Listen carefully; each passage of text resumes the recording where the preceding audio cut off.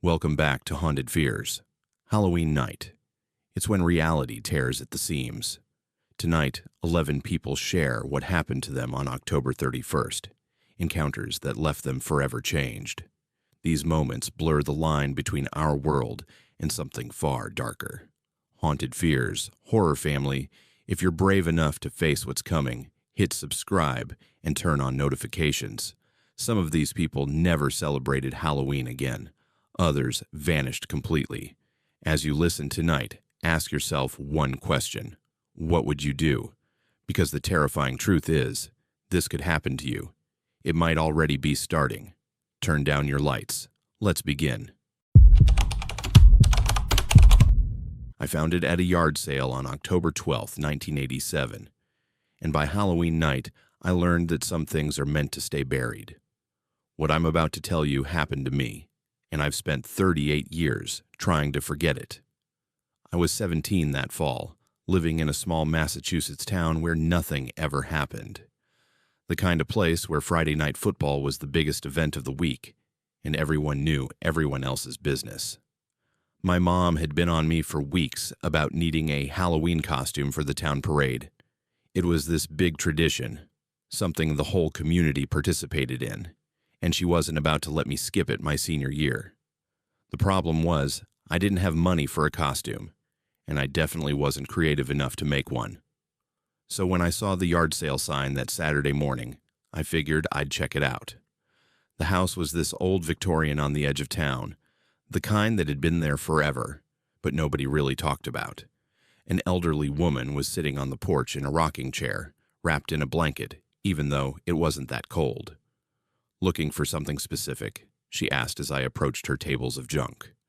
Halloween costume, I said, browsing through boxes of old clothes and knickknacks. She pointed a bony finger toward a cardboard box in the corner. That one. Haven't touched it in years. Inside was the most incredible costume I'd ever seen. It was some kind of vintage clown outfit, not the cheap polyester stuff you'd find at the drugstore, but real fabric, hand-stitched with intricate details. The colors were faded but still vibrant. Deep reds, midnight blues, tarnished gold trim. The mask that came with it was made of what looked like porcelain or plaster, painted to look like a sad clown face with a single tear running down one cheek. "How much?" I asked. "Take it," she said. "Free. Just get it out of my house." I should have questioned why she was so eager to get rid of something so well made. I should have asked about its history, but I was 17 and broke and thought I'd just scored the coolest costume in town. "Thanks," I said, tucking it under my arm. As I walked away, I heard her say something else, but I couldn't make it out. When I turned back, she was already heading inside, moving faster than I thought an old woman could move. The costume fit perfectly. I tried it on that night in my bedroom, standing in front of my full-length mirror. The fabric felt strange against my skin, not quite silk, not quite cotton, but something in between. Warm, almost like it had its own body heat. The mask was heavier than I expected, and it covered my entire face except for eye holes and a small opening for my mouth. I looked good. Really good. The costume transformed me into something both tragic and unsettling. I couldn't wait for the parade. Over the next 2 weeks, I tried the costume on a few more times just to make sure everything still fit, to show my friends, to take some photos. Each time I wore it, I noticed small things. The fabric seemed to mold to my body better. The mask sat more comfortably on my face. It was like the costume was adjusting to me, becoming more custom-fitted with each wearing. My best friend came over one afternoon and saw me in it. "Dude, that's sick," he said. "Where'd you get it?" "Yard sale. Some old lady just gave it to me." He reached out to touch the fabric and immediately pulled his hand back. "It's warm." "Yeah, the material's weird like that." "No, I mean it's really warm, like body temperature." He looked uncomfortable. "That's creepy, man." I laughed it off, but after he left, I checked the costume. He was right.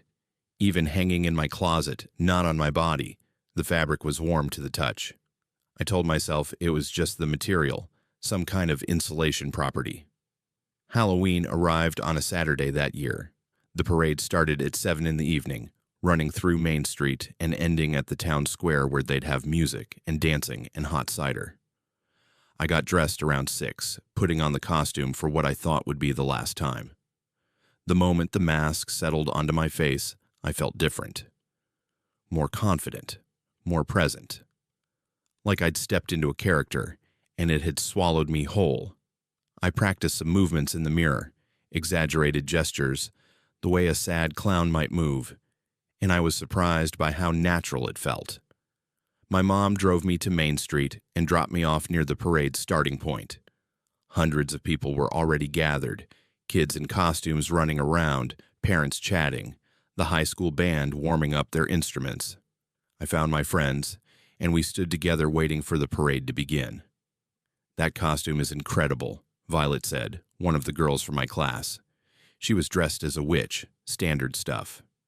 "Thanks," I said, but my voice sounded muffled through the mask. The parade started moving. We walked slowly down Main Street, waving at the crowds, collecting compliments and candy. People kept stopping me, wanting to take photos, asking where I'd gotten such an authentic-looking costume. I felt like a celebrity. About halfway through the route, I started to feel strange. The costume, which had always felt warm, was now hot. Not uncomfortable exactly, but noticeably warmer than before. I assumed it was just from walking and the body heat building up underneath the layers. Then I felt it on my arm, a tightening sensation, like the fabric was shrinking. I tried to adjust the sleeve, but it wouldn't budge. The feeling spread to my chest, my legs, everywhere the costume touched my skin. "You okay?" my best friend asked, noticing me tugging at the fabric. "Yeah, it's just tight.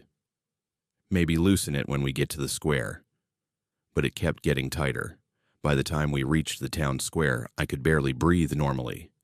The costume felt like it was constricting around me, the fabric pressing into my skin with increasing pressure. "I need to take this off," I told my friends. I reached up to remove the mask first. That's when panic set in. The mask wouldn't come off. I pulled at the edges, trying to find where it ended and my face began, but there was no seam. It was like the mask had sealed itself to my skin.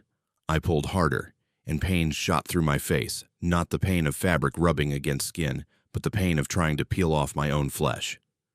"Help me," I said to my friend, my voice rising with panic. He grabbed the mask and pulled. I screamed. It felt like he was trying to rip my face off. He stopped immediately. "What's wrong with it?" "I don't know. It won't come off." People were starting to stare. My mom pushed through the crowd, concerned. "What's going on?" "The mask is stuck," I said, tears streaming down inside the porcelain, pooling at the bottom edge. She tried to help, gently at first, then with more force when she realized how serious it was. Every attempt sent waves of agony through my skull. It wasn't stuck. It was attached, fused, part of me. "We need to get you to the hospital," she said. The costume had gotten so tight by then that I could barely walk. My mom and my friend had to support me as we made our way to her car. With every step, I felt the fabric digging deeper into my skin, like it was burrowing, becoming part of my body. In the car, I looked at my hands. The gloves wouldn't come off either.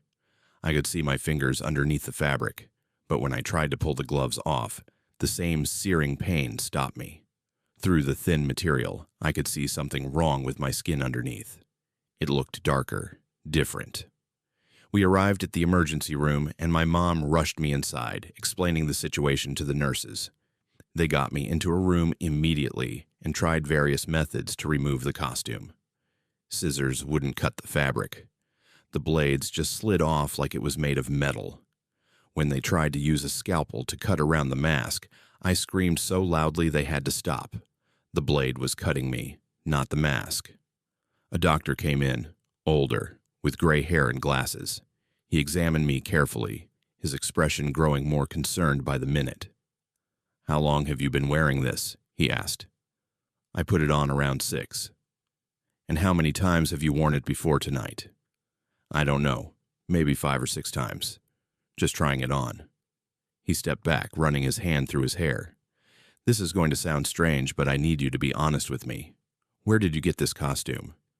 I told him about the yard sale, the old Victorian house, the elderly woman who'd given it to me for free.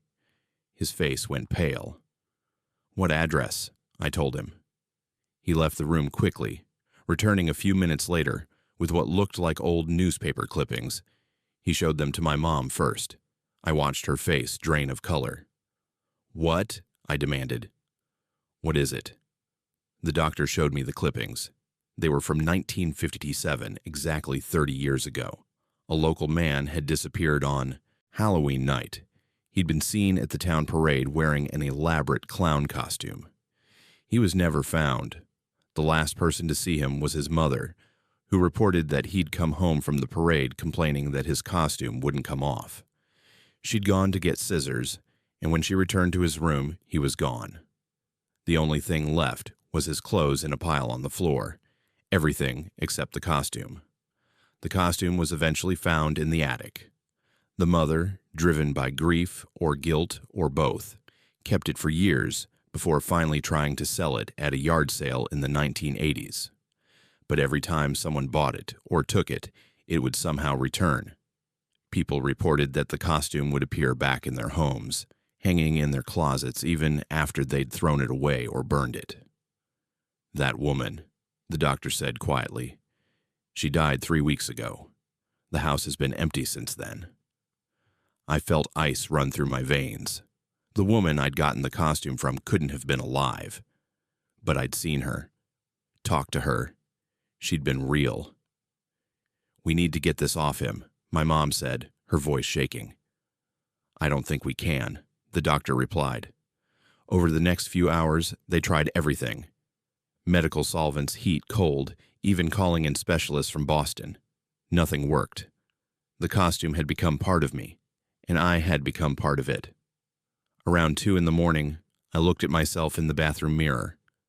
The person staring back wasn't quite me anymore. My eyes, visible through the mask's holes, looked different, darker, more sunken. When I took off my shoe to examine my foot, I found that the costume's fabric had merged completely with my skin. There was no separation. It wasn't covering me anymore. It was me. I lifted my shirt, or tried to. The fabric wouldn't budge. Looking down, I could see my chest, but it was covered in the costume's pattern. The blues and reds and golds weren't on top of my skin. They were in my skin. I was becoming the costume, or the costume was becoming me. I couldn't tell which anymore. The worst part came around 4 in the morning. I was alone in the hospital room, my mom having stepped out to call my dad, when I felt movement beneath the mask. Not my face moving. Something else. Something between the porcelain and my skin, shifting, adjusting. I ran to the mirror and stared at my reflection. As I watched, the sad clown face painted on the mask began to change. The expression shifted slightly. The tear painted on the left cheek seemed to move, sliding down a fraction of an inch. The mouth, frozen in a melancholy frown, twitched. Then I heard it. A voice. Not out loud, but inside my head. "Finally," I screamed. The nurses rushed in, but I couldn't explain what I'd heard. How could I explain that the costume was talking to me? Over the next hour, the voice came again, clearer this time. "I've been waiting so long, 30 years in the dark, 30 years alone." "Who are you?" I whispered. "You know who I am. You read about me, the man from 1957. That's impossible. Is it? You're wearing proof that impossible things exist." I learned the truth in fragments, pieced together from what the voice told me and what I could find in records later. The man who disappeared in 1957, Silas, had bought the costume from a traveling circus that had come through town. The costume had belonged to a performer who'd died wearing it, who'd loved it so much that even death couldn't separate him from it. The costume had absorbed him somehow, taken his essence, his consciousness, his soul. When Silas wore it, the same thing happened. The original performer's consciousness merged with his, and together they became something else. something that existed within the fabric and porcelain, waiting for another wearer. And now I was next. "I don't want this," I said out loud, not caring that the nurses thought I was losing my mind. "Neither did I," the voice replied. "Neither did the performer before me. But it's done now. By midnight tomorrow, All Saints' Day, the transformation will be complete. You'll be part of us, part of the costume." I spent the next day in the hospital while doctors ran tests and tried experimental procedures. Nothing worked. As the hours passed, I could feel myself changing more. My thoughts weren't entirely my own anymore. I'd think about something, and another voice would comment on it. Then another voice. The performer and Silas, both there, both aware, both trapped in the same prison I was entering. My reflection continued to change. My face behind the mask looked less like me and more like a composite of different people. My movements became more fluid, more theatrical, like a performer's. When I spoke, sometimes my voice would come out different, older, or with an accent I didn't have. As midnight approached on November 1st, my mom sat beside my hospital bed, holding my hand. We both knew what was coming. "I love you," she said, crying. "I love you too," I replied, but I wasn't sure if it was really me saying it anymore. At 11:58 p.m., I felt a surge of energy through my entire body. The costume tightened one final time, and then something inside me shifted. It wasn't painful. It was almost peaceful, like slipping into warm water. When midnight struck, I looked at my mom and saw the recognition in her eyes. I was still there, but I wasn't alone anymore. I would never be alone again. They eventually discharged me from the hospital. There was nothing more they could do. I learned to live with it. The costume that wouldn't come off, the voices in my head, the knowledge that I was slowly disappearing into something else.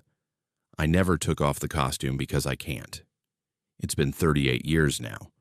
I look the same as I did that Halloween night in 1987. I haven't aged. The costume preserves its wearers, keeps them suspended in the moment of transformation. I know what you're thinking.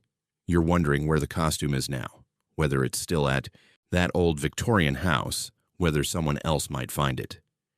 It is. And they will. Because that's how it works. Every 30 years, the costume needs a new wearer. Someone to add to the collection of voices, the gallery of faces trapped beneath the porcelain. In 2017, I found myself compelled to return to that house, to set up a yard sale, to wait for the next person to come along. A teenager, probably around 17, picked it up, asked how much it cost. "Take it," I said. "Free. Just get it out of my house." They took it, eager and excited, not knowing what they'd just accepted. I tried to call out a warning as they walked away, but the costume wouldn't let me. It never does. That was 8 years ago. Whoever took it then would have transformed in 2017. They're out there now, living with what we all live with, waiting for 2047 when they'll be compelled to pass it on again. Sometimes I wonder if there's a way to break the cycle, to destroy the costume and free everyone trapped inside it. But I've had 38 years to try, and I haven't found one. The costume is patient. It's survived decades, maybe centuries. It's not going to stop. So when Halloween comes around and you see yard sales, estate sales, thrift stores with vintage costumes, be careful. Check where they came from. Ask why they're being sold, because some costumes aren't meant to be worn. Some costumes wear you. I lost 27 hours of my life on Halloween night 2003, and the security footage proves I never left my yard. But I remember being somewhere else, somewhere I shouldn't have been able to reach. I was 34 that year, recently divorced, living in a quiet Oregon suburb with my 2 kids. My daughter was 9, my son was 6, and Halloween was their favorite holiday. I'd promised them the full trick-or-treating experience, every house in the neighborhood, no matter how long it took. We started at dusk, the 3 of them in their costumes. My daughter as a vampire, my son as a robot. He'd mostly made himself from cardboard boxes and duct tape. I wore a simple devil's horns headband to participate without much effort. The air was crisp, leaves crunching under our feet, jack-o'-lanterns glowing on every porch. Our neighborhood was one of those planned communities where every house looked slightly different, but somehow exactly the same. Safe, boring.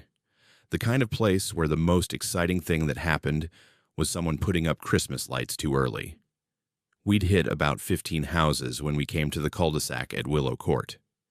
I'd driven past these houses 100 times but never really looked at them. They were the older homes, built before the development went up, grandfathered into the neighborhood when the land was subdivided. The house at the end stood out. Not because it was decorated, it wasn't. No pumpkins, no spider webs, no fake tombstones. But every light was on inside. Not just the porch light that said, "We're giving out candy," but every single window glowed with warm, inviting light. "Can we try that one?" my daughter asked, pointing. "I don't know, honey. They might not be participating. But all the lights are on." She had a point. We walked up the driveway. The house was a craftsman style, well-maintained, with a neat lawn and flower boxes in the windows. An elderly woman answered before we even knocked, like she'd been waiting by the door. "Oh, how wonderful," she said, clasping her hands together. She was probably in her 70s, with white hair pulled back in a bun, wearing a cardigan and slippers. "I so rarely get trick-or-treaters anymore. Come in, come in. I have something special." I hesitated. Every parental instinct said not to let my kids into a stranger's house. But something about her seemed so genuinely delighted, so harmless, and I'd be right there with them. "Just for a moment," I said. "We have a lot of houses to hit." Her entryway opened into a living room that looked like it hadn't changed since 1975. Floral wallpaper, doilies on every surface, the smell of cinnamon, and something else. Something sweet but slightly off, like fruit that's just starting to turn. "I make my own candy," she said, moving toward the kitchen. "None of that store-bought nonsense. Wait right here." My kids looked at me with excited eyes. Homemade candy sounded exotic, special. I should have said no, should have politely declined and left. But I didn't. She returned with a small wicker basket filled with wrapped candies. They looked professional, each one in clear cellophane with a little ribbon. Inside the wrapping, I could see what looked like caramels in various colors: amber, deep red, pale green. "One for each of you," she said, "and one for you, too." She handed me a green one. "Oh, I don't need—" "I insist. It's Halloween. Everyone deserves a treat." To be polite, I took it. The kids each grabbed one, and we thanked her. As we walked back down her driveway, my son already had his unwrapped and popped it in his mouth. "It's good," he announced. "Save the rest for home," I said automatically. "We need to check everything first."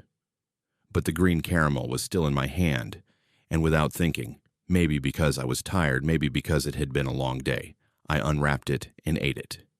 It melted on my tongue, sweet and buttery with an herbal undertone I couldn't quite place. Unusual, but not unpleasant. We continued trick-or-treating. I remember the next few houses clearly. My daughter got a full-size candy bar from the Millers 3 doors down.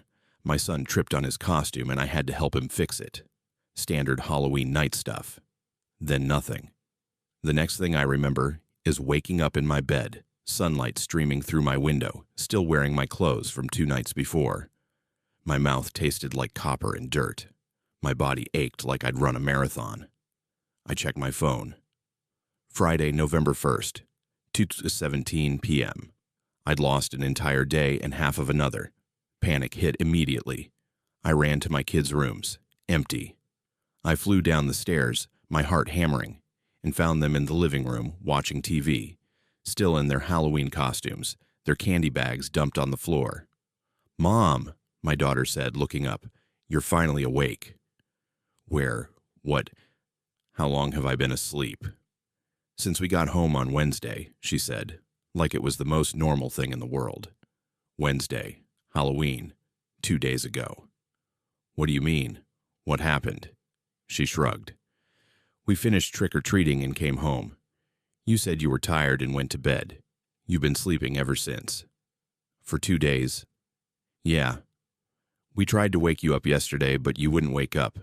You were breathing and everything, so we just left you alone. We made cereal. My son nodded, his eyes still on the TV. We made lots of cereal. I grabbed my phone and checked my messages. Nothing unusual. No missed calls from work. I'd had Thursday and Friday off anyway. No emergency messages, but I had several texts from my neighbor asking if I wanted to join them for a post-Halloween bonfire on Thursday night. I called her. "Hey, you're alive," she said cheerfully. "We missed you last night. You okay?" Yeah, I don't know. I think I was sick. Must have been that 24-hour flu. Madison's dad had it last week. Just knocked him out completely. We talked for a few more minutes. Normal.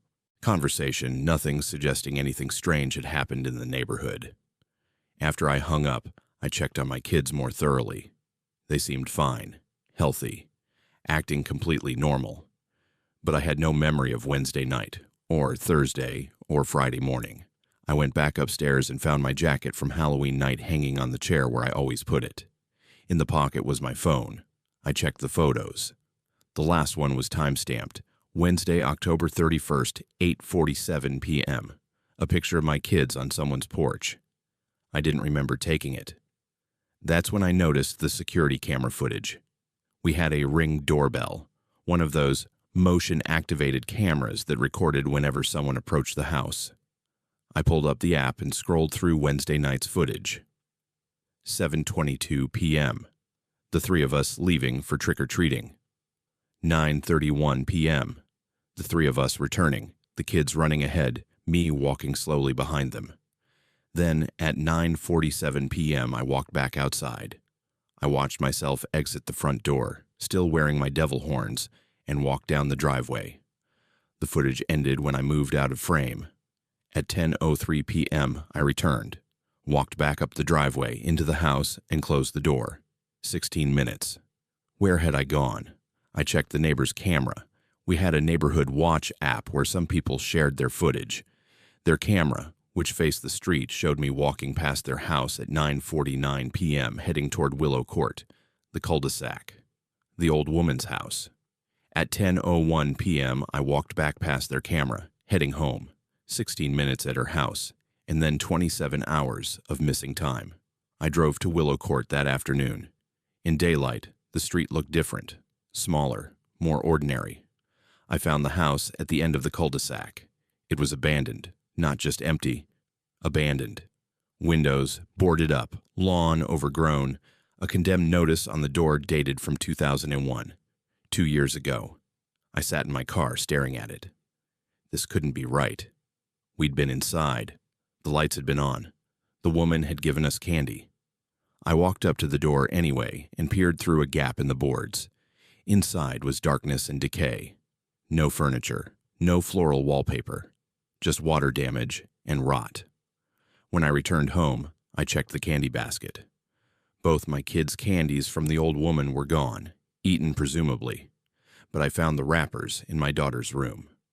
I took them to the police station that afternoon, told them I wanted to check if the candy was safe.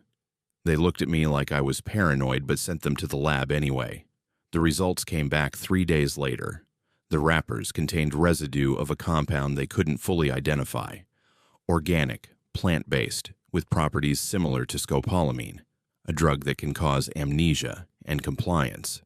But the concentration was wrong, the molecular structure different. They'd never seen anything quite like it. "Where did your kids get this?" the officer asked. I couldn't tell him the truth. Who would believe me? Over the next week, I tried to piece together what happened during those missing hours. I checked my credit cards. No unusual charges. My car's GPS showed I hadn't driven anywhere. My phone's location history showed I'd been at home the entire time, but I had photos on my phone I didn't remember taking. Dozens of them, all taken during the missing time, all with timestamps from Thursday, November 1st, between 2 a.m. and 6 a.m. They were photos of the inside of a house. Not my house, not anywhere I recognized. dark hallways with old wallpaper, rooms filled with antique furniture, a kitchen with a 1970s aesthetic, and in every fifth or sixth photo, barely visible in the background, figures, people standing in doorways, sitting in chairs, always out of focus, always in shadow, but definitely there. In one photo, I could see my reflection in a window. I was wearing my Halloween costume still, devil horns crooked on my head, and I was smiling. Not a normal smile. Something wider, stranger. The last photo in the sequence showed the old woman from the house on Willow Court. She was sitting in a rocking chair, hands folded in her lap, looking directly at the camera. Behind her stood at least a dozen other figures, all watching. At the bottom of the photo, barely legible, was a caption I don't remember typing. "Thank you for visiting. Please come back next year." I deleted all the photos immediately. Then I checked to make sure they were deleted from the cloud. Then I factory reset my phone. But I kept finding them. They'd reappear weeks later. I'd delete them again, they'd come back. Eventually, I'd just stop looking. My kids never mentioned the old woman again. When I asked them about the house on Willow Court, they looked confused. "What house?" my daughter said. "The one at the end of Willow Court. The old woman who gave us special candy." She shook her head. "We never went down there. You said we had to get home." But we went inside. She had the basket. "Mom, are you okay? We didn't go to any house like that." I showed her the wrapper I'd kept. She'd never seen it before. My son said the same thing. No memory of the house, the woman, the candy. Only I remembered. A week after that, I got a call from the medical examiner's office. They'd been trying to reach me about an investigation. A body had been found in the house on Willow Court during a demolition inspection. Female, elderly, deceased, approximately 2 years. Natural causes, they thought, though decomposition made it hard to tell. She'd been sitting in a rocking chair in the living room, and based on the state of the house, she'd been alone when she died. "We found your business card in her kitchen," the examiner said. "That's impossible. I've never been there. It has your name and number on it, handwritten." They sent me a photo. It was my handwriting. On the back of the card, also in my handwriting, "Thank you for the candy. I'll visit again next year." I moved out of that neighborhood before the next Halloween, sold the house at a loss, and relocated 2 towns over. I told my kids we needed a fresh start, new schools, new opportunities. They didn't question it. But every October, as Halloween approaches, I find myself thinking about those missing 27 hours, about the photos I can't permanently delete, about the old woman who'd been dead for 2 years when she answered her door and gave us candy, about what I did during that lost time, where I really was, who I was with, and about the promise I apparently made to return. Last year, on Halloween night, I woke up at 3 a.m. and found myself standing in my driveway, wearing a costume I didn't remember putting on. My car keys were in my hand. My GPS showed a route I didn't remember driving, back to Willow Court, to the lot where the house used to stand before it was demolished. I'd been there for 16 minutes, according to my car's timeline. I have no memory of it, but I have photos on my phone, new ones, the same dark rooms, the same figures in the shadows, and the old woman in her rocking chair, looking exactly the same as she did in 2003. This year, I'm not sleeping on Halloween. I'm staying awake, staying aware, staying in control, but I know that won't matter. Because when November 1st arrives and I check my phone, I'll find new photos. I'll find evidence of places I don't remember being and things I don't remember doing. And I'll see that same caption, "Thank you for visiting. Please come back next year." Some candy isn't meant to be eaten. Some invitations aren't meant to be accepted. And some debts can never be fully paid. My roommate died on October 9th, 2012, and on Halloween night, he came back like nothing had happened. Nobody else seemed to think it was strange. I was a sophomore at a small liberal arts college in Vermont. living in one of those old dorms that creaked when the wind blew and smelled like 100 years of students had left their mark. My roommate and I had been randomly assigned freshman year, but we'd clicked immediately. Same taste in music, same dark sense of humor, same tendency to procrastinate until 2 in the morning, and then panic about assignments. His name was Owen. I'm telling you that because what happened later makes names important.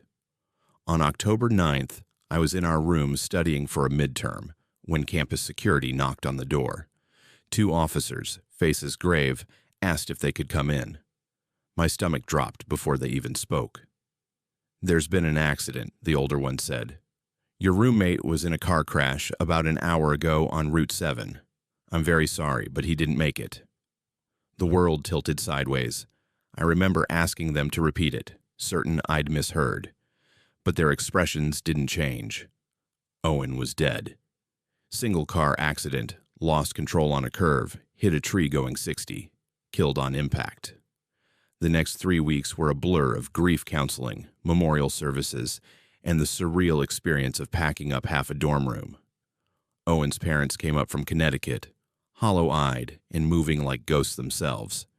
His mom kept touching his things, his laptop, his guitar, his Red Sox poster, like she could pull him back through them. The college offered to move me to a single room, but I said no. The idea of being alone felt worse than sharing space with Owen's absence, so his side of the room stayed empty. His bed stripped, his desk cleared, just blank space where a person used to be. I went to his funeral on October 13th, open casket. I made myself look because some part of me still couldn't believe it was real, but there he was, wearing a suit he would have hated, looking like a wax figure of himself. His parents had picked out the wrong tie. Owen never wore stripes, only solid colors, and that detail bothered me more than it should have. Halloween fell on a Wednesday that year. The campus always went big for it. Costume parties in every dorm, a haunted house set up in the student center, jack-o'-lanterns lining the walkways. I wasn't planning to participate, didn't feel right celebrating anything, but around 9 p.m., my friends convinced me to at least come to a party in the building next door. "You can't hole up forever," one of them said. Owen wouldn't want that. So I went, half-heartedly wearing a zombie costume someone lent me, drinking cheap beer from a plastic cup, trying to pretend I was having a good time. I left around 11, tired and ready to sleep. Walked back to my dorm, climbed the 3 flights to my floor, fumbled with my key at the door. When I opened it, Owen was sitting at his desk, not at my desk. His desk, the one that had been empty for 3 weeks. He was wearing his favorite hoodie, the gray one with the college logo, and he was typing on his laptop. He looked up when I walked in and smiled. "Hey man," he said. "How was the party?" I stood frozen in the doorway. My brain couldn't process what I was seeing. Owen. Dead. Owen. Funeral Owen. But here, solid and real, asking about a party. "What?" I couldn't form words. "The Halloween thing," he said, turning back to his laptop. "In the other building. You went, right?" "Owen," I managed. You're dead." He laughed. "What? Dude, are you drunk? You died 3 weeks ago. Car accident. I went to your funeral." His smile faded into confusion. "What are you talking about? I'm right here." I turned on the overhead light, half expecting him to disappear like a shadow, but he was still there, squinting at the sudden brightness, looking annoyed. "Seriously, turn that off. I'm trying to finish this paper." I looked at his side of the room. His bed was made with the same comforter he'd always used. His posters were back on the walls. His guitar leaned in the corner. Everything looked exactly like it had before October 9th. "This isn't real," I said. "You're not real." "Okay, you're definitely drunk." He stood up and walked toward me. "Come on, let's get you some water." He moved past me into the hallway, and I followed in a daze. He was solid, real. I could hear his footsteps, smell the laundry detergent his mom sent him. In the hall, 2 other students walked by. "Hey, Owen," one of them said. "Hey," he replied. They saw him. They weren't confused or shocked. They greeted him like it was completely normal. We got to the water fountain, and he filled a cup for me. I drank it, the cold water shocking my system, trying to ground myself in reality. "Owen," I said quietly, "do you remember October 9th? "Of course. Wednesday. I had that economics quiz. Do you remember after that, driving somewhere?" He frowned, thinking. No, I don't think I went anywhere." "Why?" "Because you got in a car accident. You died. Your parents came and got your things. We had a memorial service in the chapel." His frown deepened. "That's not funny." "I'm not joking. I went to your funeral. I saw your body." "You're freaking me out." "I'm freaking you out. You're supposed to be dead." A resident advisor poked her head out of her room. "Everything okay out here?" "Yeah, sorry," Owen said. "He's just had a little too much to drink." She nodded and went back inside. Owen led me back to our room and made me sit on my bed. "Look," he said, "I don't know what kind of dream you had or whatever, but I'm fine. I'm here. Nothing happened to me." I pulled out my phone with shaking hands and found the photos from the memorial service. I showed him. There was the chapel filled with people. There were his parents at the front. There was the table with his picture, his sophomore year ID photo. He stared at the screen, his face going pale. "Where did you get these?" "I took them. At your memorial, October 13th. This is photoshopped or something. This is a sick joke." "Call your parents," I said. "Call them right now. It's almost midnight." "I don't care. Call them." He pulled out his phone, hands trembling now, and dialed. I watched his face as it rang. Someone answered. "Hey, Mom," he said. "Yeah, I know it's late. I wanted to hear your voice." A pause. "No, nothing's wrong. I'm fine. Everything's fine." Another pause. "Yeah, I will. Love you too." He hung up and looked at me. "She's fine. She's normal. She's watching TV." "Did she sound like someone whose son just died?" "No," he admitted. "She sounded normal." I went to my laptop and pulled up the local news from October 9th.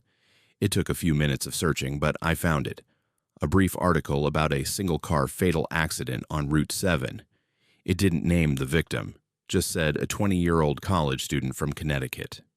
"That's not me," Owen said, reading over my shoulder. "That could be anyone." "Your parents told me it was you. Campus security told me.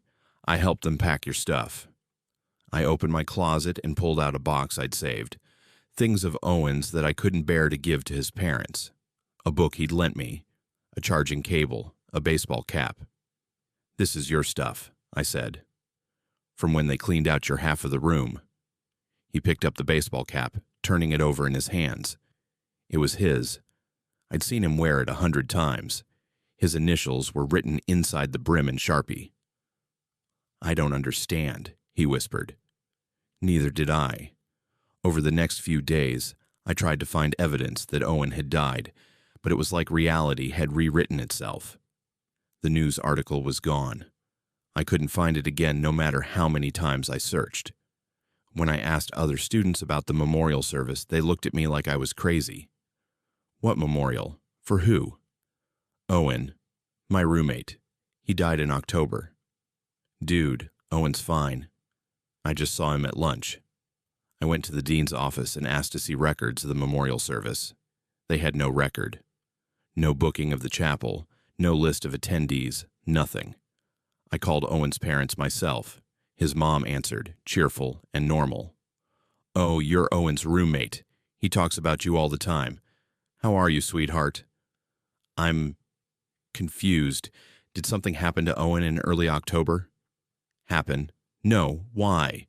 Is he okay?" "He's fine. I thought there was an accident." "An accident? No, nothing like that. He's been healthy as a horse. You must be thinking of someone else." When I hung up, I felt like I was losing my mind. Every piece of evidence I'd had was gone or changed. The photos from the memorial service had disappeared from my phone. The box of Owen's things had vanished from my closet. But I remembered. I remembered the campus security officers at my door. I remembered his mother crying over his guitar. I remembered his body in that casket, wearing the wrong tie. Owen himself seemed fine. He went to classes, hung out with friends, worked on assignments. Sometimes I'd catch him staring at nothing, a confused expression on his face, like he was trying to remember something just out of reach. "Do you ever feel like you're forgetting something important?" he asked me one night. "All the time," I said. "No, I mean, like there's a gap, like I missed something but I can't figure out what." I wanted to tell him, to explain that he'd died and somehow come back, that reality had shifted around him. But who would believe that? I barely believed it myself. A week after Halloween, I was walking to class when I saw her, the resident advisor from that night. I stopped her. "Hey, do you remember Halloween night? When you came out of your room because Owen and I were in the hallway?" She looked puzzled. "I wasn't here Halloween night. I went home that weekend." "No, you were here. You asked if everything was okay. Sorry, you must be thinking of someone else." But I wasn't. I remembered her face, her voice, the way she'd looked at us. That's when I realized something horrifying. Reality wasn't just changed for Owen, it was changed for everyone. Except me. I was the only person who remembered that Owen had died. The only one who'd lived through those 3 weeks of grief and emptiness. Everyone else existed in a world where October 9th had been just another Wednesday, where Owen had never gotten in a car, never hit that tree, never died. I started keeping a journal, writing down everything I remembered about those 3 weeks. The funeral, the memorial, the empty half of our room. I was terrified I'd wake up one day and those memories would be gone too, and I'd be like everyone else, blissfully unaware that anything had ever been wrong.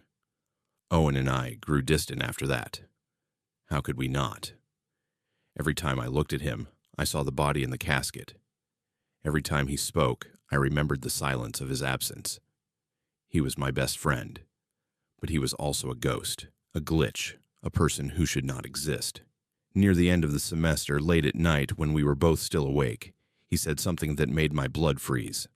"I had a weird dream last night," he said from his bed. "I dreamed I was dead. There was a funeral and everything. You were there." "What happened in the dream?" I asked carefully. "I don't know. I was just watching everyone be sad, watching my parents cry, and I wanted to tell them I was okay, but I couldn't. And then it was Halloween, and I just came back, like none of it had happened." He paused. "Weird, right?" "Yeah," I whispered. "Weird." The weirdest part was, in the dream, you were the only one who remembered I'd been dead. Everyone else acted normal, but you knew.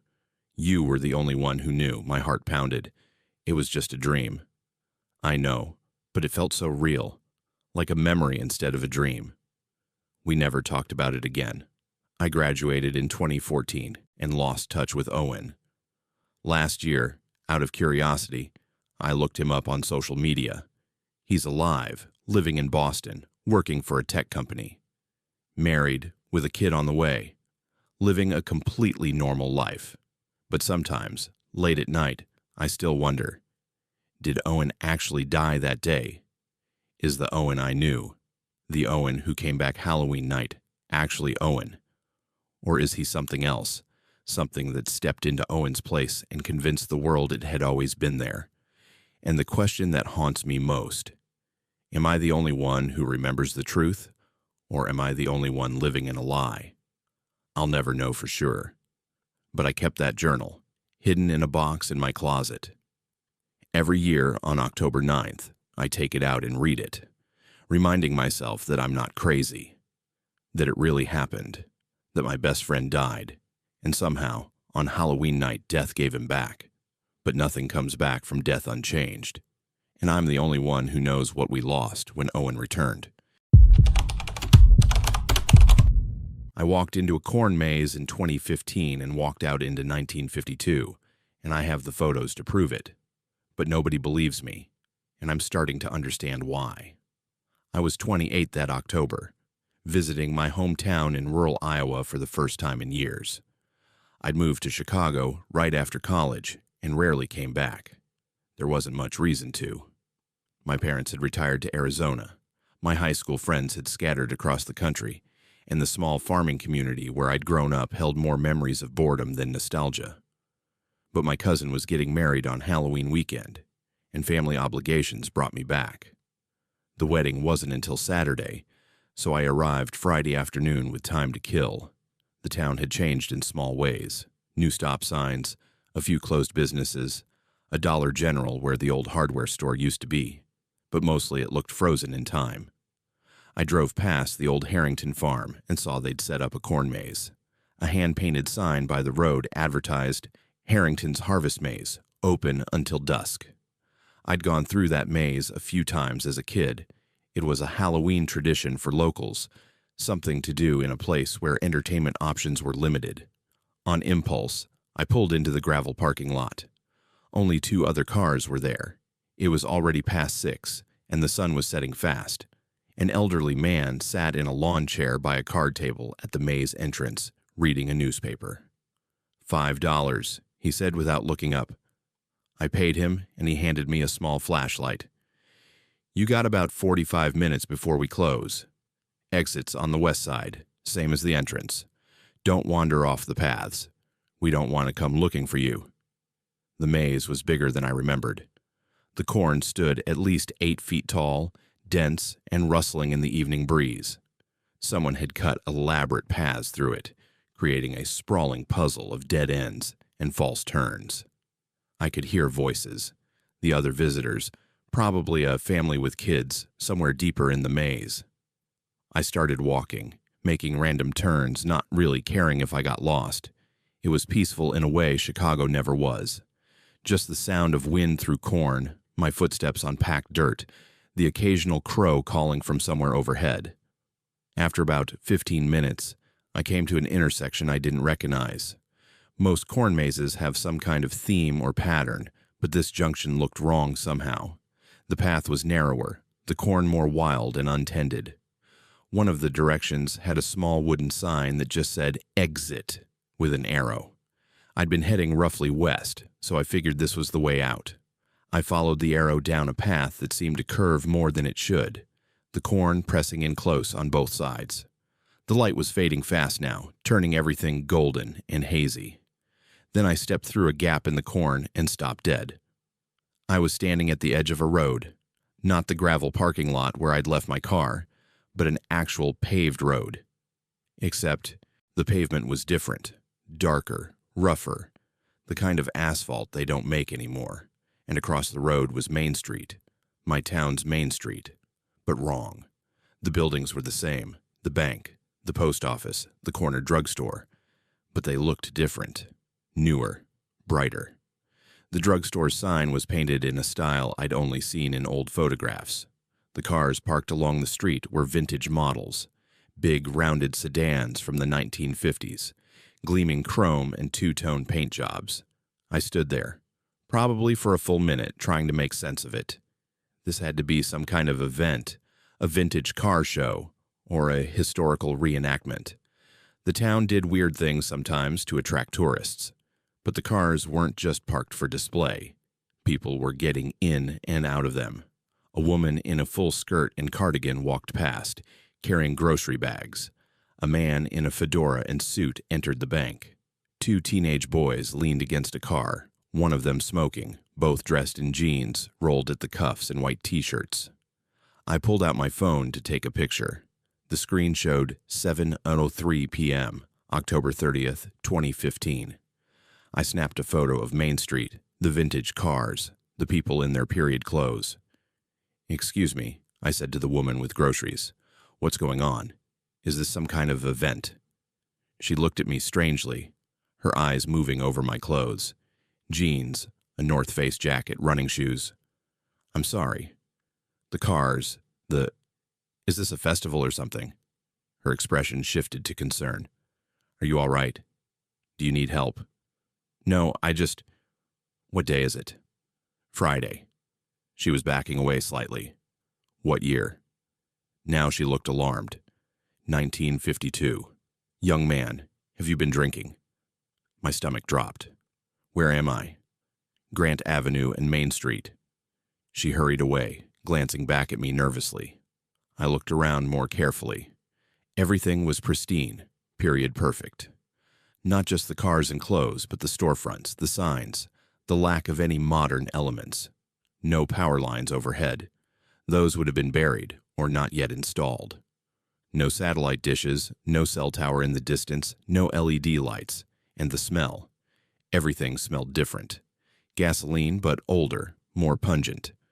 Coal smoke from somewhere, cigarettes, the absence of modern air pollution. I walked down Main Street in a daze. The sun was setting here too, casting long shadows. People gave me odd looks as I passed, my clothes marking me as an outsider, or crazy, or both. I stopped in front of the drugstore and stared at the window display. Everything was genuine. The products, the prices, 15 cents for a Coke. The advertisements for brands that hadn't existed for decades. A police officer approached me. You lost, son. I don't know how I got here. Where are you trying to go? The Harrington farm, the corn maze. He frowned. Harringtons don't have a corn maze. You thinking of the Harvest Festival at the fairgrounds? No, the corn maze out on... I trailed off, realizing I didn't know what to say. The maze wouldn't exist for another 60 years. You been drinking, using something? No, sir, I pulled out my phone. Look, I can show you I'm from 2015. The moment he saw the iPhone, his hand went to his gun. What is that? It's a phone, a cell phone, from the future. His eyes narrowed. You trying to be funny? No, I swear. I walked through the corn maze and I ended up here. I don't know how. Come with me. His hand was firmly on my arm now. Wait, please. I just need to get back to the maze. I can find my way back. You need to come to the station and sleep this off. I pulled away and ran. Stupid, I know, but panic had kicked in. I ran back the way I'd come, toward where the gap in the corn had been. The officer shouted behind me, and I heard him blow a whistle. I found the road, found the spot where I'd emerged, but there was no gap anymore. Just a solid wall of corn, different from the maze corn, wild and untended. I pushed through anyway, forcing my way between the stalks, ignoring the leaves cutting my face and hands. The corn seemed to go on forever. I kept pushing, kept running, branches whipping at me, my breath coming in gasps. Behind me I could hear shouting, multiple voices now. Then suddenly I stumbled and fell forward onto packed dirt. A path. The maze path. I got up and ran, following the path without caring where it led, just needing to get out. The corn looked right now, neat, cultivated, part of the maze. I could see electric lights ahead, modern lights. I burst out of the maze into the parking lot. The elderly man was standing up looking annoyed. Cutting it close, he said. We're closing. I bent over, hands on my knees, trying to catch my breath. My car was still there. The other cars were gone. The sun had fully set. What time is it? I asked. He checked his watch. 7:20. You were in there over an hour. An hour and 20 minutes. I'd entered at 6, but I'd been in 1952 for at least 45 minutes, maybe longer. I got in my car and looked at my phone. Still October 30th, 2015, 7:21 p.m. But I had photos. I opened the camera roll with shaking hands. There they were, about a dozen photos of 1952 Main Street. The vintage cars, the old storefronts, the people in period dress. All time-stamped from 7:03 p.m. to 7:28 p.m. today. I drove to my hotel and spent the night examining the photos, zooming in on every detail. Everything looked real. The grain of the photos was normal. The lighting was consistent. The shadows fell correctly. These weren't manipulated images. They were genuine photographs of a place that shouldn't exist. The next morning, I drove back to Main Street to compare. In daylight, it looked like the town I knew. Modern cars, current storefronts, power lines overhead. I stood exactly where I'd stood the night before and took new photos. They looked nothing like the 1952 versions. I went back to the Harrington farm. In daylight, I could see the whole layout of the maze from the parking lot. Just a normal corn maze, paths cutting through in a harvest-themed pattern. Nothing unusual, no hidden corners or strange exits. The same elderly man was there, setting up for the day. "Excuse me," I said. "Yesterday, when I was in the maze, I found an exit that led to Main Street. Do you know which path that would be?" He shook his head. "No exits to Main Street. We're 2 miles from town. Only exit is right here where you came in." "But I definitely walked out onto a road. Maybe you got turned around in there. Easy to do. But there's no way to get to Main Street from inside the maze. You'd have to cross the Johnson soybean field and the old Riverside property. And there's no paths through either of those." I went into the maze again, trying to retrace my steps. I spent 2 hours looking for that junction with the wooden exit sign. I found plenty of intersections, plenty of signs pointing to different themed areas, but never that specific one. Never that narrow path with the wild corn pressing in. By the time I gave up, I was frustrated and confused. I had the photos. I had the memory, vivid and clear, but the physical evidence, the actual path, the actual exit, was gone. I showed the photos to my cousin that night at the rehearsal dinner. "Wow, where'd you find these?" she asked. "These are great vintage shots. For the wedding?" "No, I took these yesterday, in town." She laughed. "Come on, these are from like the 50s.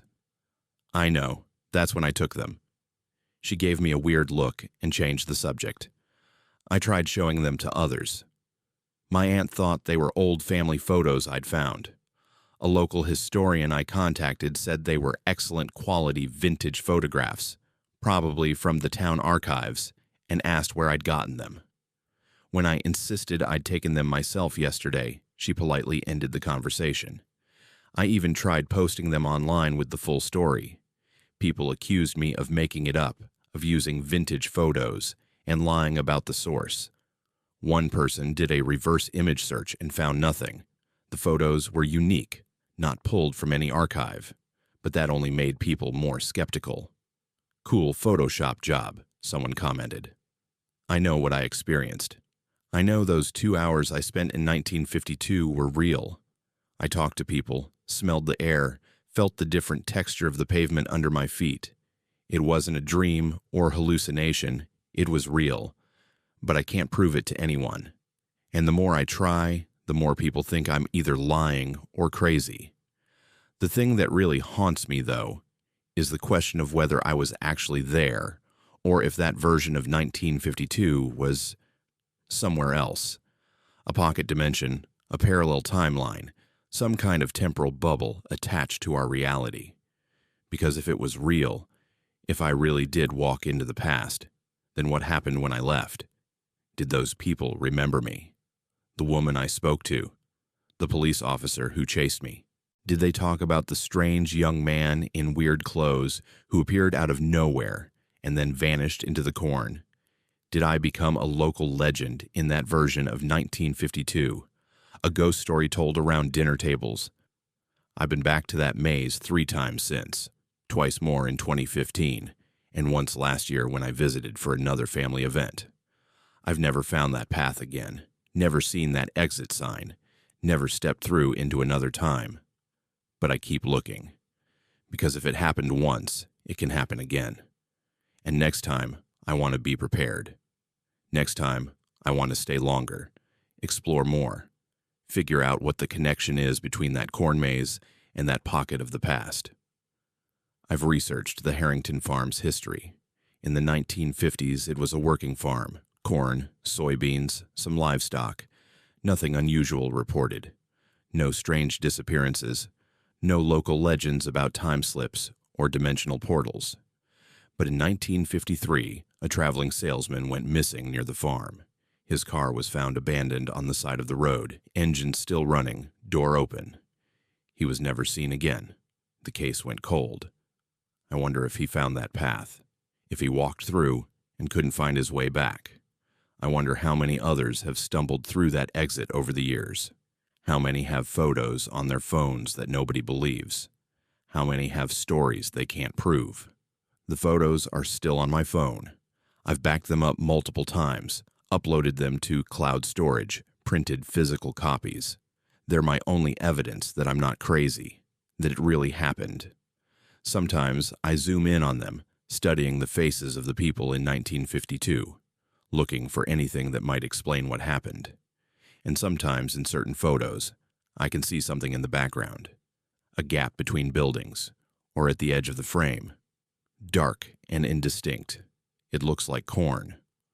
Last week, I got a message from someone who'd seen my photos online. They said they had a similar experience in a corn maze in Minnesota. Different year, they claimed they ended up in 1973, but the same basic story. Walked through an exit that shouldn't have been there. Spent time in a different era. Have photos nobody believes.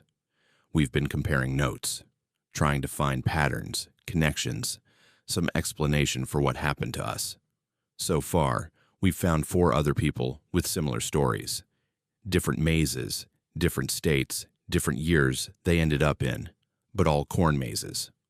All in rural areas, all around Halloween. We're planning to visit each location next October, to see if we can find those paths again, to see if we can figure out what's causing this. I don't know if we'll find answers, but I know I'm not alone anymore. I know I'm not crazy. And I know that somewhere, in some fold of reality attached to that Iowa corn maze, there's a version of 1952 where I'm a mystery, a strange visitor who appeared and vanished. A story that doesn't make sense, just like my story doesn't make sense here. Maybe that's the point. Maybe some things aren't meant to make sense. Maybe some doors open to places we're not supposed to reach, and all we can do is remember and wonder and keep the photos as proof that impossible things happen, even if nobody believes us.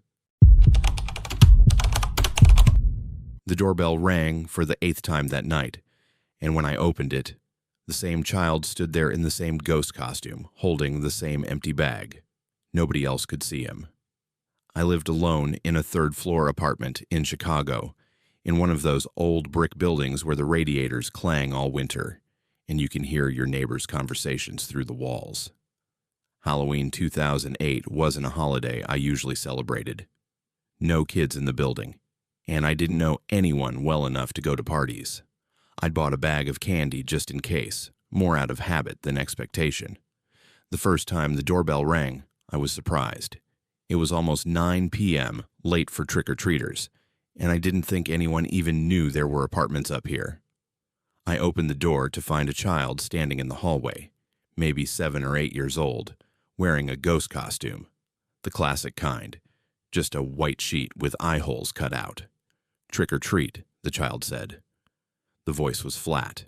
Neither boy nor girl, just neutral and emotionless. I grabbed the candy bowl and dropped a handful of mini chocolate bars into the pillowcase the child held out. The bag stayed empty. I blinked, looked again. The candy I'd just dropped in was gone, but the bag showed no bulge, no weight, nothing. "Thanks," the child said, and turned to walk down the hallway.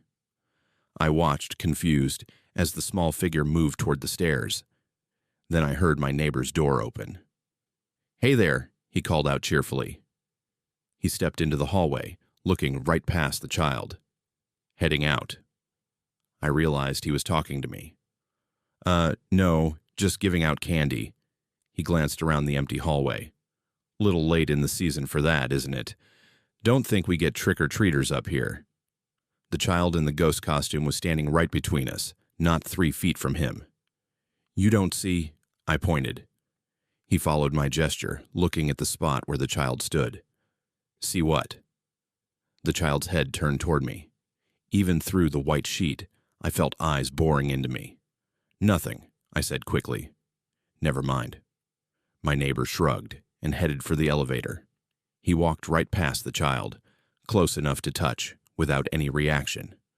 The child stood perfectly still until the elevator doors closed, then turned and walked down the stairs without a sound. I went back inside, my hand shaking slightly.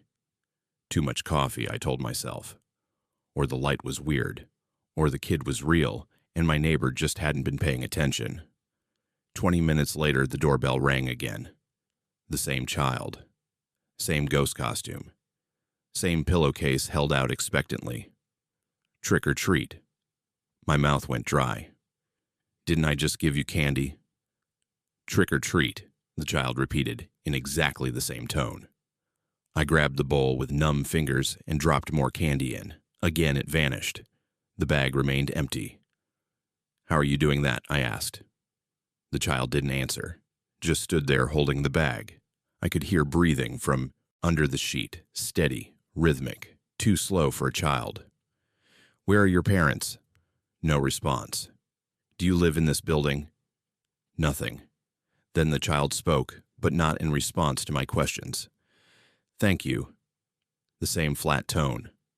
The figure turned and walked away. This time I followed, stepping into the hallway. The child went to the stairs and descended. I heard the footsteps, soft, shuffling, going down. I went to the stairwell and looked over the railing. The child reached the second floor and kept going. I watched the white sheet drift past the second floor landing, heading to the first floor. Then the footsteps stopped. I went back to my apartment but left the door cracked, watching through the gap. 5 minutes. 10. 15. Then I heard the footsteps coming back up. Slow. Deliberate. Climbing the stairs. I should have closed the door, locked it. But I couldn't move. I just watched through the crack as the child climbed back to the third floor and walked directly to my door.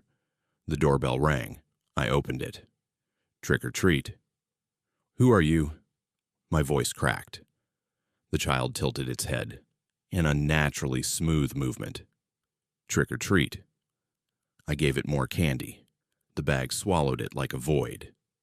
The child said thank you and left again. This became a pattern.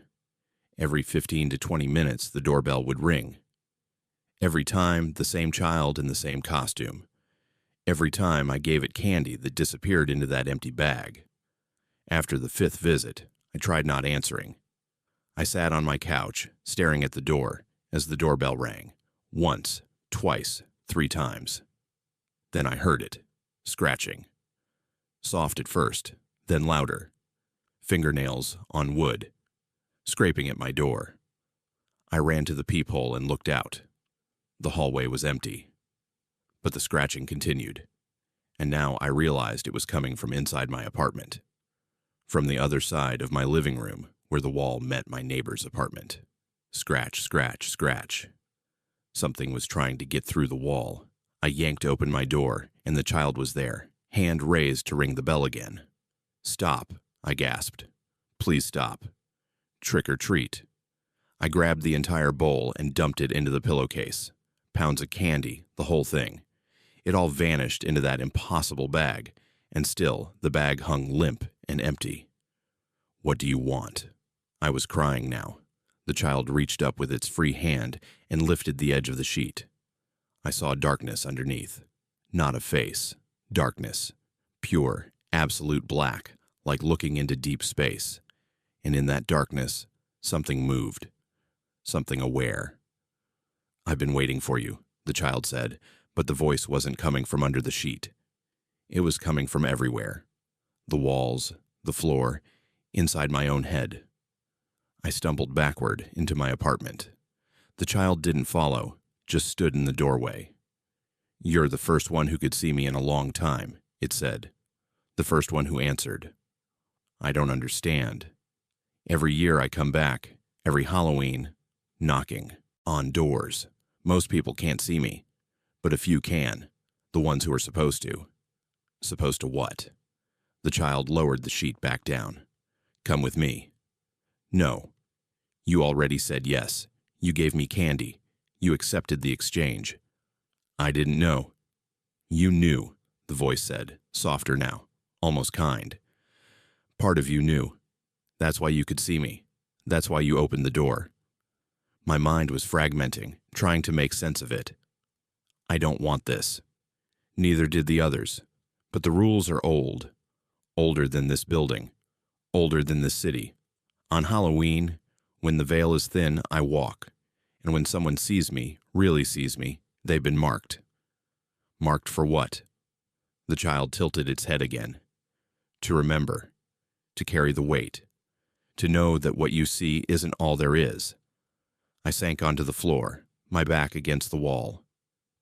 Will you keep coming back? Every year, until you can't see me anymore. And then it means you've forgotten. You've let yourself become like everyone else, blind to what walks beside you. The doorbell rang again, even though the child was already standing there. I looked past the figure and saw another one at the end of the hallway. Same white sheet, same pillowcase.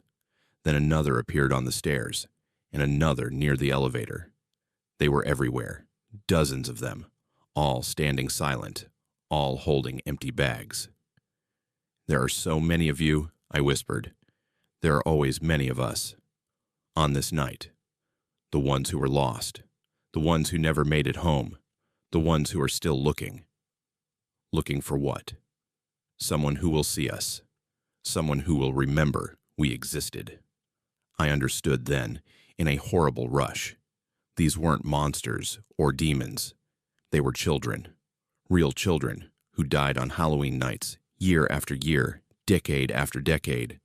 Children in costumes who'd never made it home. And now they walked, hoping someone would acknowledge them, would see them, would give them the one thing they couldn't get anymore, recognition that they'd been real. I see you, I said quietly. I see all of you. The first child, the one at my door, nodded slowly. Good, that's all we need. Someone to see us. They began to fade, not disappearing exactly, but becoming translucent. I could see through their sheets to the empty hallways beyond. Within seconds, they were gone, but the doorbell rang one more time. I opened it. The first child was back, alone now. Trick or treat, it said one last time. I had no more candy. I don't have anything left to give you. Yes, you do. The child held out the pillowcase, but now I could see what was inside it. Not candy, memories, fragments of images, moments captured like photographs. A birthday party, a baseball game, a family dinner, a child laughing. These are yours, I asked. These are what I was, what I'll never be again. But someone should hold them. Someone should know I was here. I reached into the bag and felt the memories flow into my mind. A name, Marcus, a street address in Chicago from 1972, a yellow bicycle, a mother's voice calling for dinner. And then darkness, a car, headlights, pain that lasted only a second, then nothing for 50 years, just walking, knocking, hoping to be seen. I'll remember you, I promised. The child stepped back. Thank you, that's all I needed. And then it was gone. I never saw it again. But every Halloween since 2008, I buy candy. I leave my door unlocked. I wait. And sometimes, not every year, but sometimes, the doorbell rings late at night. I open it, and there's a child in a costume. A different child each time. A vampire, a witch, a superhero, a princess. Only I can see them. The security cameras in the hall show me opening my door to empty air. My neighbors never notice, but I see them. And I give them candy that disappears into bags that should be full but aren't. And I take their memories. Fragments of lives cut short, children who never grew up. I carry them now. Marcus from 1972, Jennifer from 1985, Daniel from 1993, Sophia from 2001. 8 children so far. 8 sets of memories added to my own. I don't know why I can see them. I don't know why I was marked, but I know what I am now. I'm a witness, a keeper of lost things. A person who stands at the threshold between what is and what was. The doctors say I'm hallucinating. The therapist suggests medication. My few friends stopped calling after I tried to explain. I lost my job when I started taking every October 31st off, refusing to leave my apartment, waiting for the doorbell. But I know what I know, and I know they're real, because last Halloween, on my 9th year of waiting, something different happened. The doorbell rang at 11:55 p.m. I opened it expecting another child, but it was an adult, a woman in her 30s wearing normal clothes, jeans, a sweater. "Thank you," she said. "For what?" "For remembering my son, Marcus, from 1972. My blood turned to ice. "How do you know?" "He visited me last night. For the first time in 50 years, I saw him again. He said someone was holding his memories, keeping them safe. He said to tell you thank you." She was crying. I thought I was going crazy, seeing him. But he was real. He's still real. Somewhere. "He is," I said. "He was here. I remember him." She reached out and squeezed my hand. "So do I. And now I can remember without it hurting so much, because someone else knows. Someone else saw him." She left. I never saw her again. But I understood then what I really was. Not just a witness. A bridge. A person who could carry pain from one side to the other, transforming it from unbearable grief into shared memory. The doorbell will ring again this Halloween. It always does. And I'll be ready with candy and an open door and room in my mind for one more story. 'Cause everyone deserves to be remembered. Everyone deserves to be seen. Even those who only walk one night a year. I worked at my family's pumpkin farm for 3 seasons before I realized the pumpkins in the Northfield weren't growing from seeds. They were growing from something underneath, something that was breathing. My family had owned the farm in North Carolina for 4 generations, 200 acres of rolling hills, half devoted to soybeans and corn, the other half to the pumpkin operation that kept us afloat. Every September through November, tourists would drive out from Charlotte and Raleigh to pick pumpkins, take hay rides, get lost in our corn maze, and buy overpriced apple cider in the barn. It was hard work, but honest work. The kind my grandfather used to say built character. I was 26 when I came back to help run the place. My father's health was failing, and my older sibling had moved to California years ago with no intention of returning. Someone had to take over, and I was the only one left. I'd spent 4 years working an office job in Raleigh, staring at spreadsheets slowly dying inside. The farm seemed like a fresh start, a return to something real. The Northfield was where we grew our premium pumpkins, the big ones, the perfect orange specimens that families wanted for their front porches. 20 acres of volcanic soil we'd spent years conditioning, supposedly the best growing medium in 3 counties. My grandfather had always said the Northfield was blessed, that anything planted there grew bigger and healthier than anywhere else on the property. I started noticing the oddities in my second October back. The pumpkins we'd harvested in early September were still sitting in the barn, weeks later, and they looked fresh. Not just fresh, perfect. No soft spots, no signs of decay, skins as firm and vibrant as the day we'd picked them. I mentioned it to my father. "Northfield pumpkins always last longer," he said, not looking up from his coffee. "Something about the soil composition. Don't question a good thing." But it wasn't just longer. By mid-October, those September pumpkins should have been showing some wear. Instead, they looked like they'd been picked that morning. I carved one for a display and left it sitting outside the barn. A week later, the carved face looked exactly the same. No withering, no mold, no collapse. The flesh inside stayed orange and firm.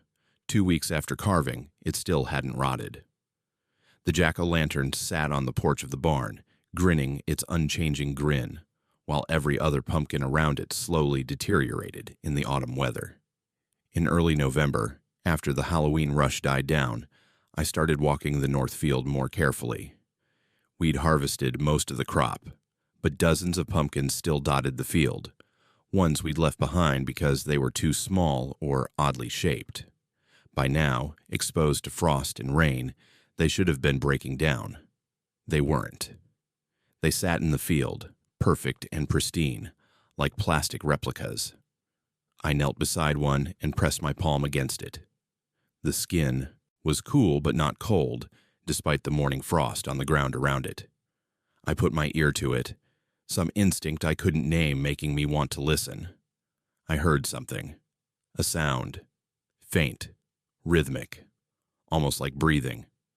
I pulled back, my heart suddenly hammering. I listened to another pumpkin. Same sound. And another.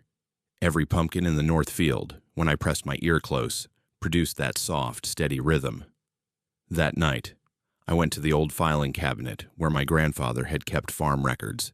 Decades of journals, crop rotations, soil tests, weather logs. I found his entries about the north field and started reading. The field had been cleared and planted in 1953. Before that, it had been forest, old growth, the kind of trees that had stood for centuries. My great-grandfather had spent 2 years clearing it, using dynamite on the stumps, bringing in equipment to pull out the root systems. In his journal, my great-grandfather had written about finding something while clearing the land. He described it as a substantial root system that went deeper than any tree had a right to go. The workers had spent 3 days trying to remove it before eventually giving up and just cutting it off at about 20 feet down, leaving whatever was below that in the ground. The soil above it is rich beyond measure, he wrote. Whatever that root system was connected to, it's been feeding this earth for longer than I can calculate. We'll plant here and let the old tree's legacy do some good. But he'd added a note at the bottom, almost like an afterthought. The men wouldn't go near the root system after the second day. Said it was warm to the touch. Said they could feel it moving. I told them they were being superstitious, but I'll admit, I felt it too. Something down there, waiting. I read that passage 3 times, a cold weight settling in my stomach. The next morning, I took a shovel and went to the north field. I chose a spot between pumpkin plants, where the vines had already died back for the season, and started digging. The soil was dark and rich, almost black, with a strange mineral smell. I dug down 2 feet, then 3, then 4. My shovel hit something solid. Not rock, something else, something that had texture. I cleared the soil away carefully and found it. A mass of root-like structures, pale and thick, running horizontally through the earth. But they weren't like any tree roots I'd ever seen. They were too uniform, too organic. They looked almost like arteries. I touched one with my gloved hand. It was warm. And then it moved. Just a slight pulse, but unmistakable. The root contracted, then relaxed, in that same rhythm I'd heard through the pumpkins. Breathing. I stumbled backward out of the hole, my breakfast threatening to come up. I stood there for a full minute, staring at that pale mass in the earth, watching it continue its slow, steady pulsing. I filled in the hole and walked back to the house. I didn't tell my father. I didn't know what to tell him, that our prize field was growing pumpkins from something alive underground, that the source of our best crop for 70 years wasn't blessed soil, but some kind of organism. Instead, I started researching. I spent every evening on the internet, in libraries, talking to agricultural professors at the state university. I learned about mycelial networks, about how fungi could spread for miles underground. I learned about parasitic plants and about anomalous growth patterns, but nothing I found explained what was in our field. In late November, with the season over, I convinced my father to let me take soil samples from various spots in the north field. I sent them to 3 different labs for analysis. The results came back within 2 weeks, and they were all essentially the same. The soil contained unknown organic compounds, the composition of which defied standard classification. One lab noted that the sample appeared to contain cellular structures inconsistent with plant or fungal matter.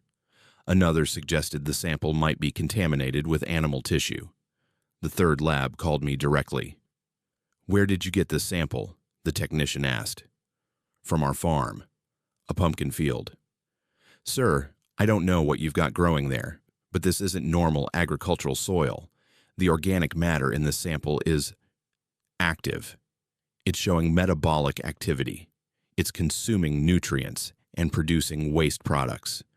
This soil is, for lack of a better word, alive." "What do you mean, alive?" I mean it's exhibiting characteristics of a living organism. A very large living organism based on the cellular structure. If I had to guess, based on these samples, you have something under that field that's been there for a very long time. And it's using your pumpkins as, I don't even know what to call it, fruit, reproductive organs, extensions of itself. I thanked him and hung up, my hand shaking. That night, I had a dream. In it, I was standing in the north field at night, and the pumpkins were glowing faintly from within. As I watched, vines began growing from them at incredible speed, spreading across the field, reaching toward me. The vines had eyes and mouths, and they were whispering, "Feed us, let us grow." I woke up in a cold sweat and went to the window.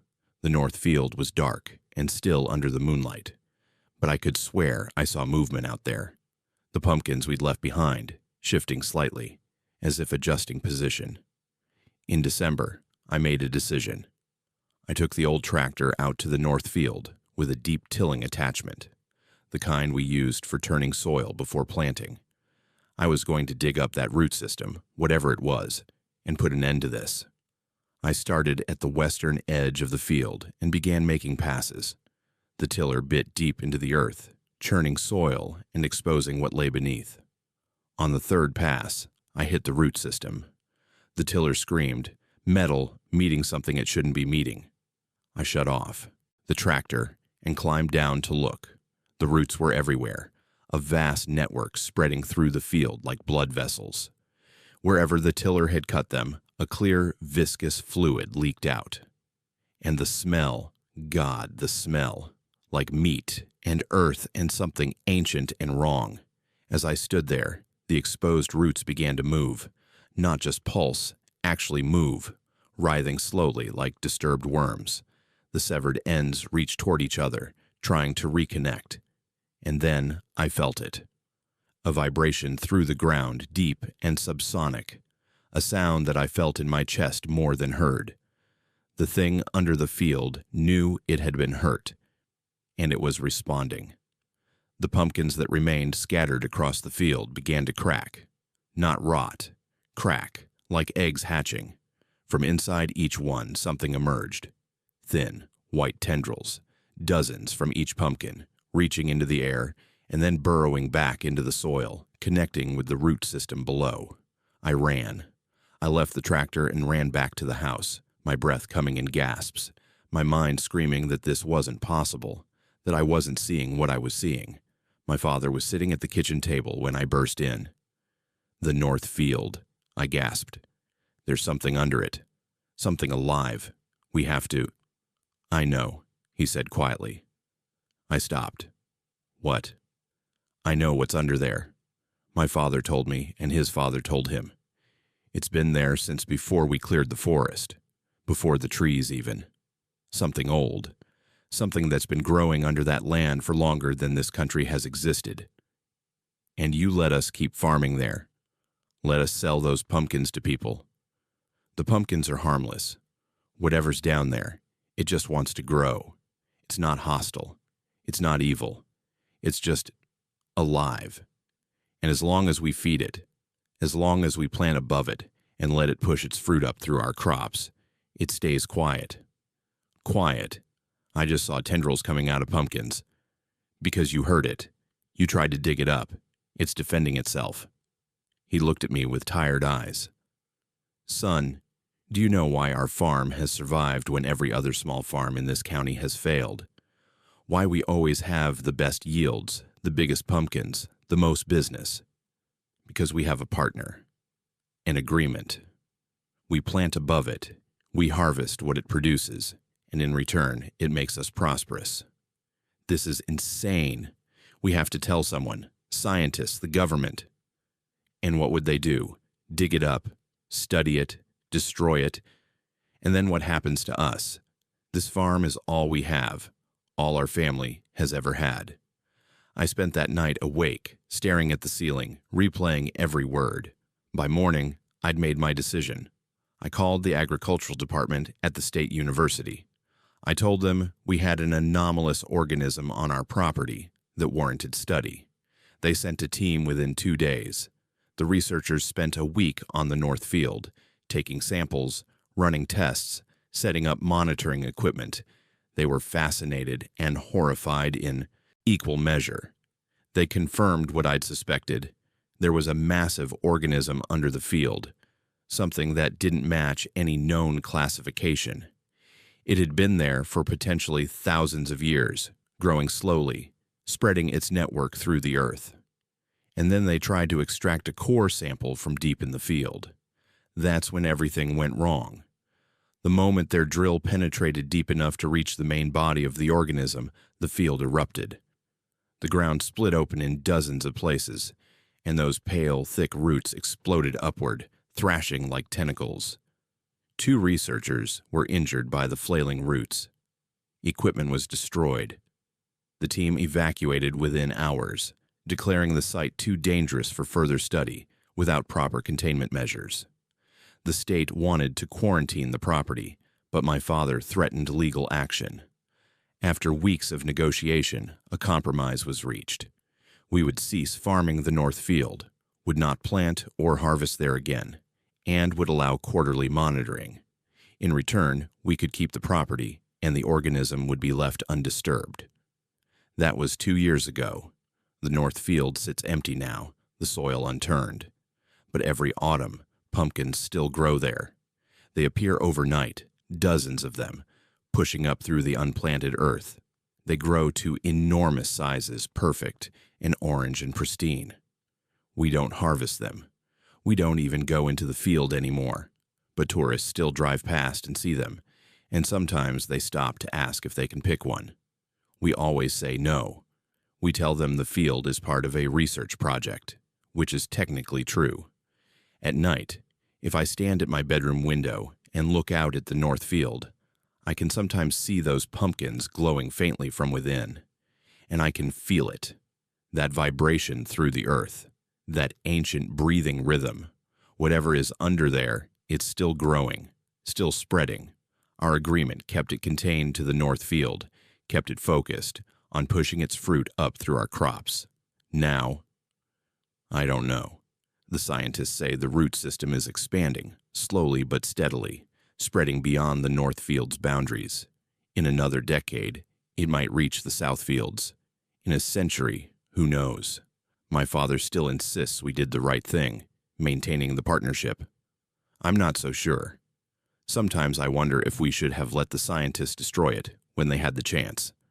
But other times, late at night, I go to the window and look at those glowing pumpkins, and I feel something like awe. Something that old, that persistent, that alien. Maybe it has as much right to exist as we do. Maybe more. The farm is mine now. My father passed last spring. Before he died, he made me promise to protect the North Field, to keep people away from it, to let it be. I keep that promise. But every autumn, when those pumpkins appear, growing from nothing, I remember what the lab technician said, extensions of itself. And I wonder, if the pumpkins are its fruit, what is it trying to grow? What is it reaching for? I don't have an answer. But every year, the pumpkins get bigger. And every year, I can feel that breathing through the earth getting stronger. Something is waking up under the North Field. And I'm the only one left who knows it's there. Every October 31st since she turned 3, my daughter insists her friend visits. The same woman in Victorian clothing who tells her things a child shouldn't know. This year, on her 13th Halloween, my daughter told me the friend said she's staying permanently. I became a single parent when my daughter was 2. Her mother left without explanation one cold February morning, and I never heard from her again. It was just the 2 of us in our Pennsylvania house, a modest 3-bedroom colonial in a quiet neighborhood where everyone knew everyone's business. My daughter was a bright, imaginative child. She loved books and drawing and making up elaborate stories. So when she first mentioned her special friend at age 3, I assumed it was typical childhood imagination. Every kid has an imaginary friend at some point, right? But this friend only came on Halloween, the first time my daughter was 3 years and 2 months old. We just finished trick-or-treating, her first real year doing it, dressed as a ladybug. She'd been so excited, clutching her plastic pumpkin bucket saying, "Trick or treat," in her tiny voice at every door. That night, after I'd put her to bed, I heard her talking in her room. I opened the door quietly and found her sitting up, looking at the corner near her closet, carrying on a full conversation. "Who are you talking to, sweetheart?" "My friend," she said, pointing at the empty corner. "She came to visit." "What's your friend's name?" "She says I can call her Miss Gray." I played along. "That's nice. What does Miss Gray look like?" My daughter described a woman in a long dress with lots of buttons, wearing a hat with a veil. She said Miss Gray had dark hair in a bun and spoke in a fancy way. I chalked it up to Halloween excitement and the costumes she'd seen that night, but then she said something that made my skin prickle. Miss Gray says she used to live in this house, a long, long time ago, before it had electric lights. Our house was built in 1887. I'd never told my daughter that. She was 3. She didn't understand dates or history yet. "Did Miss Gray tell you that?" My daughter nodded. "She says the house remembers her. She says she remembers me too, even though we just met." I assured her it was just a dream and tucked her back in. By morning, she'd forgotten about it, and I convinced myself it was nothing. But the next Halloween, when she was 4, Miss Gray came back. My daughter announced it matter-of-factly at breakfast on October 31st. "Miss Gray is coming tonight. She told me last year." "Honey, Miss Gray isn't real. She's just pretend." "No, Daddy, she's real. She only comes on Halloween because that's when the walls are thin." That's what she said. That night, after trick-or-treating, I stayed in my daughter's room after putting her to bed. I sat in the reading chair, pretending to look at my phone but really watching to see what would happen. At exactly 9:47 p.m., my daughter sat up and looked toward the corner. "Hi, Miss Gray," she said, smiling. I saw nothing. Just the corner of her room, the closet door, shadows from her nightlight. But my daughter carried on a conversation for 20 minutes. She would speak, then pause as if listening, then respond. She laughed at things I couldn't hear. She nodded seriously at other times. I tried to see what she was seeing. I looked at that corner from every angle. Nothing. When the conversation ended, my daughter laid back down and immediately fell asleep. I checked the corner one more time, still nothing, and went to my own room, deeply unsettled. This pattern continued every Halloween. As my daughter grew older, her descriptions of Miss Gray became more detailed. The woman wore black silk with jet buttons. She had a cameo brooch at her throat. Her boots had many tiny hooks for the laces. She spoke in what my daughter tried to imitate, a formal, old-fashioned way of talking. When my daughter was 6, I researched the house's history at the local library. I found census records, property deeds, old photographs, and I found her. Her name had been Margaret Grayson. She'd lived in our house from 1887 until her death in 1924. She'd never married, had lived alone for most of her adult life. The obituary described her as a pillar of the community and noted she'd died on October 31st, Halloween night, at age 67. The photograph from her obituary showed a stern woman in Victorian dress, dark hair pulled back, wearing the exact cameo brooch my daughter had described. I showed my daughter the picture without telling her who it was. "That's Miss Gray," she exclaimed immediately. My blood ran cold. I consulted a child psychologist. She suggested my daughter might have seen an old photo at some point and incorporated it into her imaginary friend. When I insisted my daughter couldn't have seen this particular photo, the psychologist gently suggested that children sometimes have access to information in ways we don't fully understand, but that as long as the friendship wasn't harmful, it was probably fine. But as my daughter got older, the things Miss Gray told her became more concerning. At age 8, my daughter told me Miss Gray had warned her not to go to her friend's birthday party. I made her go anyway. I wasn't going to let an imaginary friend dictate her social life. At the party, a tree branch fell through the patio where the kids had been playing 10 minutes earlier. No one was hurt, but if they'd still been out there. At age 9, Miss Gray told her that the nice man at the post office was full of darkness. 2 months later, that man was arrested for a series of crimes I won't detail, but they made regional news. At age 10, Miss Gray described in perfect detail a locket that my daughter's great-grandmother had owned, a locket I'd never told her about, that had been lost before she was born. I started dreading Halloween, not for the holiday itself, but for the annual visit from Miss Gray and the unsettling knowledge she brought. When my daughter turned 11, I tried to prevent the meeting. On Halloween night, I suggested we go to a late movie, stay out past her bedtime, keep her away from the house. We got home at 11:30 p.m. I tucked her in, exhausted, sure we'd avoided Miss Gray's visit. At 11:47 p.m., exactly 2 hours later than usual, I heard my daughter talking in her room. Miss Gray had waited. Last year, when my daughter was 12, I confronted the situation directly. I stayed in the room during the entire visit, and I spoke out loud to the empty corner. "I don't know who or what you are," I said, "but my daughter is a child. Whatever message you have, whatever reason you're here, she's too young to bear that responsibility." My daughter looked at me with wide eyes. "Daddy, Miss Gray says you're scared. She says she understands. She says she's not here to hurt me." "Then why? Why only Halloween? Why only her? Why our house?" My daughter listened to the silence I couldn't hear, then translated. She says she's been waiting. That this house remembers things. That Halloween is when the remembering is strongest. And that I'm special. That I can hear the things the house remembers. Waiting for what? Another pause. My daughter's expression changed, became more serious than I'd ever seen. She says she's waiting for the house to remember everything. She says it's almost time. She says when I turn 13, I'll understand. That conversation haunted me for an entire year.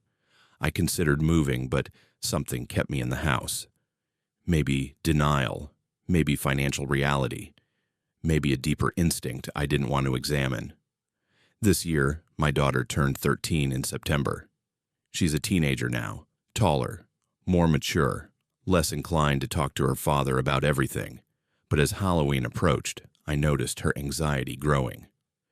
"Miss Gray is coming tonight," she told me this morning, October 31st. But this time is different. This time she says she's staying. "What do you mean, staying?" She says the house is ready, that I'm ready, that it's time for me to learn what she's been protecting. Protecting? My daughter looked at me with eyes that seemed too old for her face. "Daddy, why did Mom leave?" The question came out of nowhere, hitting me like a physical blow. I don't know, honey. I've never known. Miss Gray knows. She says Mom saw something in this house, something that scared her so much she had to run. She says Mom wasn't ready, but I am. Tonight, I'm sitting in my daughter's room as I write this on my phone. It's 9:30 p.m. She's in bed, calm, waiting. She's told me not to be afraid, that Miss Gray has always been protecting us, protecting her. I don't know what to believe anymore. The house is old. That's just a fact. Built in 1887, it's seen generations of families, births and deaths, joy and tragedy. The walls hold history. That's what old houses do. But what if my daughter is right? What if this house doesn't just hold history? What if it remembers it? And what if Margaret Grayson, who lived here for 37 years and died here on a Halloween night nearly a century ago, is somehow part of that memory? It's 9:45 p.m. now. My daughter has sat up in bed. She's looking at the corner. "Hi, Miss Gray," she says softly. And for the first time in 10 years of these Halloween visits, I see something. Not clearly, not like a person, but a shimmer in the corner, a distortion of the shadows, a sense of presence that makes the air feel heavier. My daughter is listening intently. Then she looks at me. "Daddy, Miss Gray wants to show you something. She says you need to see it too. She says Mom saw it, but she wasn't ready. She says you might not be either, but it's time. Show me what? My daughter extends her hand toward the corner, and the shimmer grows stronger. The shadows deepen, and within them, I see images, memories, playing like old film. I see our house in different eras. I see Margaret Grayson as a young woman, moving into the newly built house. I see her growing older, living alone, content in her solitude. I see her on a Halloween night, elderly, opening her door to trick-or-treaters, smiling at their costumes. And then I see her death. She's lying in what is now my daughter's room, peaceful, ready. But she doesn't just die, she chooses to stay. She binds herself to the house, to its memories, becoming part of its history. Why? The visions shift. I see other families over the decades. I see children playing in our yard. I see celebrations and arguments in ordinary life. And I see darker things. A man with violent anger. A woman contemplating harm to herself. A teenager mixed up with dangerous people. And in each dark moment, I see Margaret Grayson's presence intervene, subtly. A cold draft that makes the violent man pause and reconsider. A warm feeling that gives the woman hope. A door that won't open, preventing the teenager from leaving with the wrong crowd. She's been the house's guardian, its conscience, its memory keeper. And now she wants to pass that role to my daughter. No, I say out loud. She's 13 years old. She's a child. She deserves a normal life. My daughter's voice comes, but it's layered. Her voice and another older voice speaking together. The house chooses its keeper. It chose Margaret. Now it has chosen her. She has always been able to hear the memories. That's why I came every Halloween, to prepare her, to teach her, to help her understand what she is. And what is she? A listener, a guardian, someone who can hear what the house remembers and help guide those memories toward protection rather than harm. Every old place accumulates memory. Most of it just sits there, inactive. But some places where strong emotions have soaked into the walls, those memories can influence the living. They need someone to guide them, to keep them from turning dark. I look at my daughter, really look at her, and I see in her eyes an understanding that goes beyond her years. She's not scared. She's known this was coming. Daddy, she says in her own voice now, I can hear the house. I always could. The creaks aren't just settling, they're stories. The drafts aren't just air currents, they're emotions. This place is alive with memory, and it needs someone who can listen. Mom felt it too, but it scared her because she didn't understand. Miss Gray has been teaching me to understand. But you're so young. I'm old enough, and I'm not alone. Miss Gray will help me. She'll teach me. And eventually, when I'm older, when I really understand, she can rest. But for now, we'll do it together. The shimmer in the corner solidifies slightly. I can almost see her now. Margaret Grayson, stern and protective, looking at me with what might be sympathy. She says, my daughter translates, that you can choose to stay or go. If you leave, someone else will buy this house, and she'll have to start over, find someone else who can hear. But if you stay, we can be a family again, all of us, the living and the memory. I want to run. Every rational part of my brain is screaming at me to grab my daughter and get out of this house tonight. But I look at my daughter's face, calm, certain, almost radiant, and I realize she's not in danger. She's found her purpose. As strange and supernatural as it is, she's found where she belongs. And maybe that's what drove her mother away. Not the supernatural element itself, but the knowledge that our daughter was meant for something we couldn't fully understand or control. Okay, I hear myself say. Okay, we'll stay. But I have conditions. My daughter still goes to school, still has friends, still has a normal life.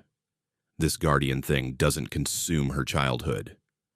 My daughter smiles and listens to the silence I'm slowly beginning to hear.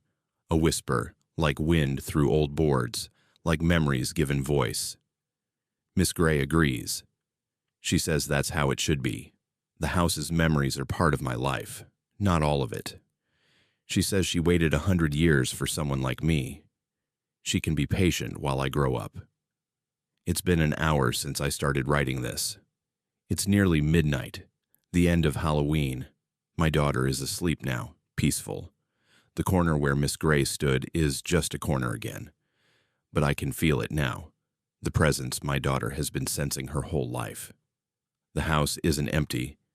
It's full of echoes, memories, the accumulated weight of 138 years of human existence. And my 13-year-old daughter has become its keeper, its guardian, its living link to all those years of history. Tomorrow she'll wake up and eat breakfast and go to school like any other teenager, but every night she'll listen to the house. She'll help guide its memories. She'll learn from Margaret Grayson how to protect the people who live here, who will live here, who pass through this place. I don't know if I made the right choice, but I know I couldn't take her away from this, any more than I could take away her ability to hear music or see colors. It's part of who she is. So we'll stay in this old house in Pennsylvania. We'll live among its memories. And every Halloween, Miss Gray will visit, teaching and guiding, until the day my daughter fully understands her role and Margaret Grayson can finally rest. The house remembers.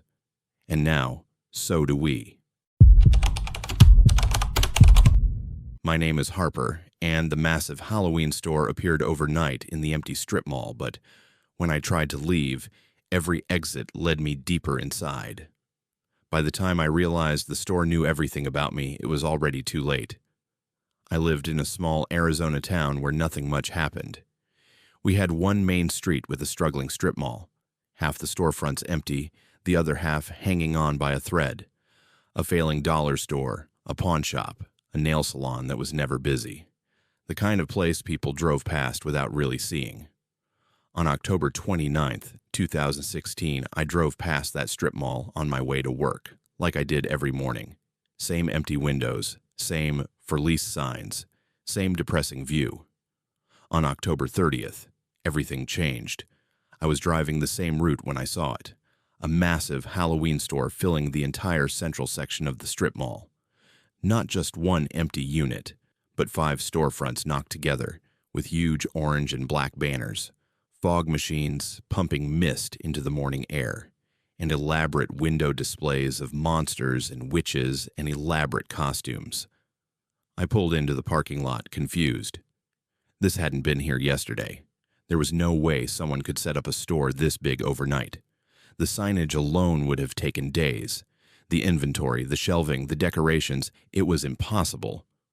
But there it was. Hallows Eve Emporium in huge Gothic letters above the entrance. A few cars were already in the parking lot, and I could see people moving around inside through the windows. I should have been at work, but curiosity pulled me toward the entrance. The automatic doors slid open with a soft hiss, and I stepped inside. The store was enormous. Not just big, impossibly big. From the outside, it had looked like maybe 5,000 square feet. Inside, it seemed to stretch forever.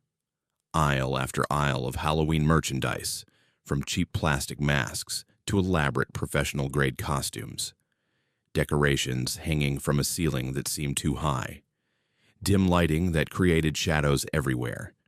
And it was crowded. Dozens of people browsing, pushing carts, examining merchandise. I recognized a few faces from town, but most were strangers. A sales associate approached me immediately. Young woman, maybe early 20s, wearing a black t-shirt with the store logo. Her name tag said Associate, but no actual name. "Welcome to Hallows Eve Emporium," she said with a bright smile. "Last-minute Halloween shopping." How long has this store been here?" Her smile didn't waver. "We're here when you need us. Can I help you find something specific?" "No, I mean this wasn't here yesterday. This store, we have everything you need for the perfect Halloween. Let me show you our featured items." She gestured toward the back of the store. I wanted to press her on the store's sudden appearance, but something in her unwavering smile made me uncomfortable. I mumbled something about just browsing and moved away. The store was organized by theme. One section was classic monsters, vampires, werewolves, zombies. Another was movie characters. Another was historical costumes. As I walked deeper into the store, the themes got more specific, more personal. I passed an aisle of costumes based on obscure 1990s video games, games I'd played as a kid, but that nobody else seemed to remember. An exact replica of the protagonist from a game I'd spent an entire summer playing when I was 12. Weird coincidence, I thought. Then I saw a costume of my childhood dog, not a generic golden retriever costume, an exact replica of my specific dog, down to the white patch on his chest and the notch in his ear from when he'd gotten into a fight with a neighborhood cat. The costume even came with a name tag that read Captain, which had been his name. My skin prickled. I moved to another section and found costumes of people I knew. My high school math teacher, my first partner, my boss from my current job. Not generic teacher or businessman costumes. Exact replicas, down to their specific clothing and mannerisms described on the packaging. Finding everything okay? Another associate appeared beside me. Male this time, also with an associate name tag and the same unwavering smile. "These costumes," I said, pointing. "How did you—" "We pride ourselves on having exactly what each customer needs. Would you like to try one on?" "No. I want to know how you have costumes of people from my personal life." "Every customer finds something personal here. That's what makes us special."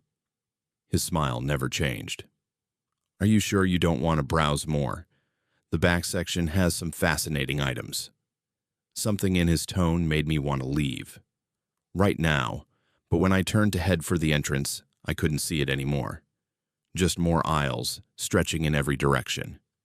"The exit is—" I turned around, trying to orient myself. "Where's the front?" "Oh, the store rearranges sometimes. It's quite clever, really. But don't worry. You'll find your way out when you're ready to check out. In the meantime, why don't you explore?" He walked away before I could respond, disappearing around a corner. I pulled out my phone to call someone. I wasn't sure who, just anyone outside this increasingly unsettling place. No signal, not even one bar. I started walking, trying to find the entrance, but every turn led to new sections. A section of masks that all looked vaguely like my face. A display of childhood nightmares, featuring exact recreations of dreams I'd had as a kid. How could they possibly know that? In one aisle, I found a mannequin wearing my exact outfit from yesterday, down to the coffee stain on the collar. In another, a display of future regrets, showing items related to choices I was currently considering. Should I take a new job? Should I call my estranged father? The store knew things about me it shouldn't know. I passed other shoppers. They all seemed dazed, moving slowly, examining items with blank expressions. I grabbed one woman's arm. "Do you know how to get out?" She looked at me with unfocused eyes. "Out? Why would I want to leave? They have everything here. Everything I've ever wanted." She was holding a shopping basket full of items I couldn't quite focus on. They seemed to shift when I tried to look directly at them. I let go and kept walking. The store was getting darker the deeper I went. The merchandise was changing, becoming less about Halloween and more about me. An aisle of books I'd read, another of movies I'd watched, a section dedicated to my failed relationships, with mannequins dressed as ex-partners and former friends, with little cards detailing what had gone wrong in each relationship. It was like the store was a physical manifestation of my entire life and psyche. At the center of the store, though I had no idea how I'd reached a center in a place that seemed endless, I found a raised platform with a single item on display, a mask of my own face. Not a generic human face, mine. Every scar, every asymmetry, every unique feature captured in perfect detail. A placard beneath it read, "The perfect disguise. Be yourself forever." "That's our featured item for you," a voice said behind me. I turned to find an older man in a suit, his name tag reading manager. His smile was different from the associates, less bright, more knowing. "What is this place?" I demanded. "We're a Halloween store, obviously." "Halloween stores don't appear overnight. They don't know everything about their customers.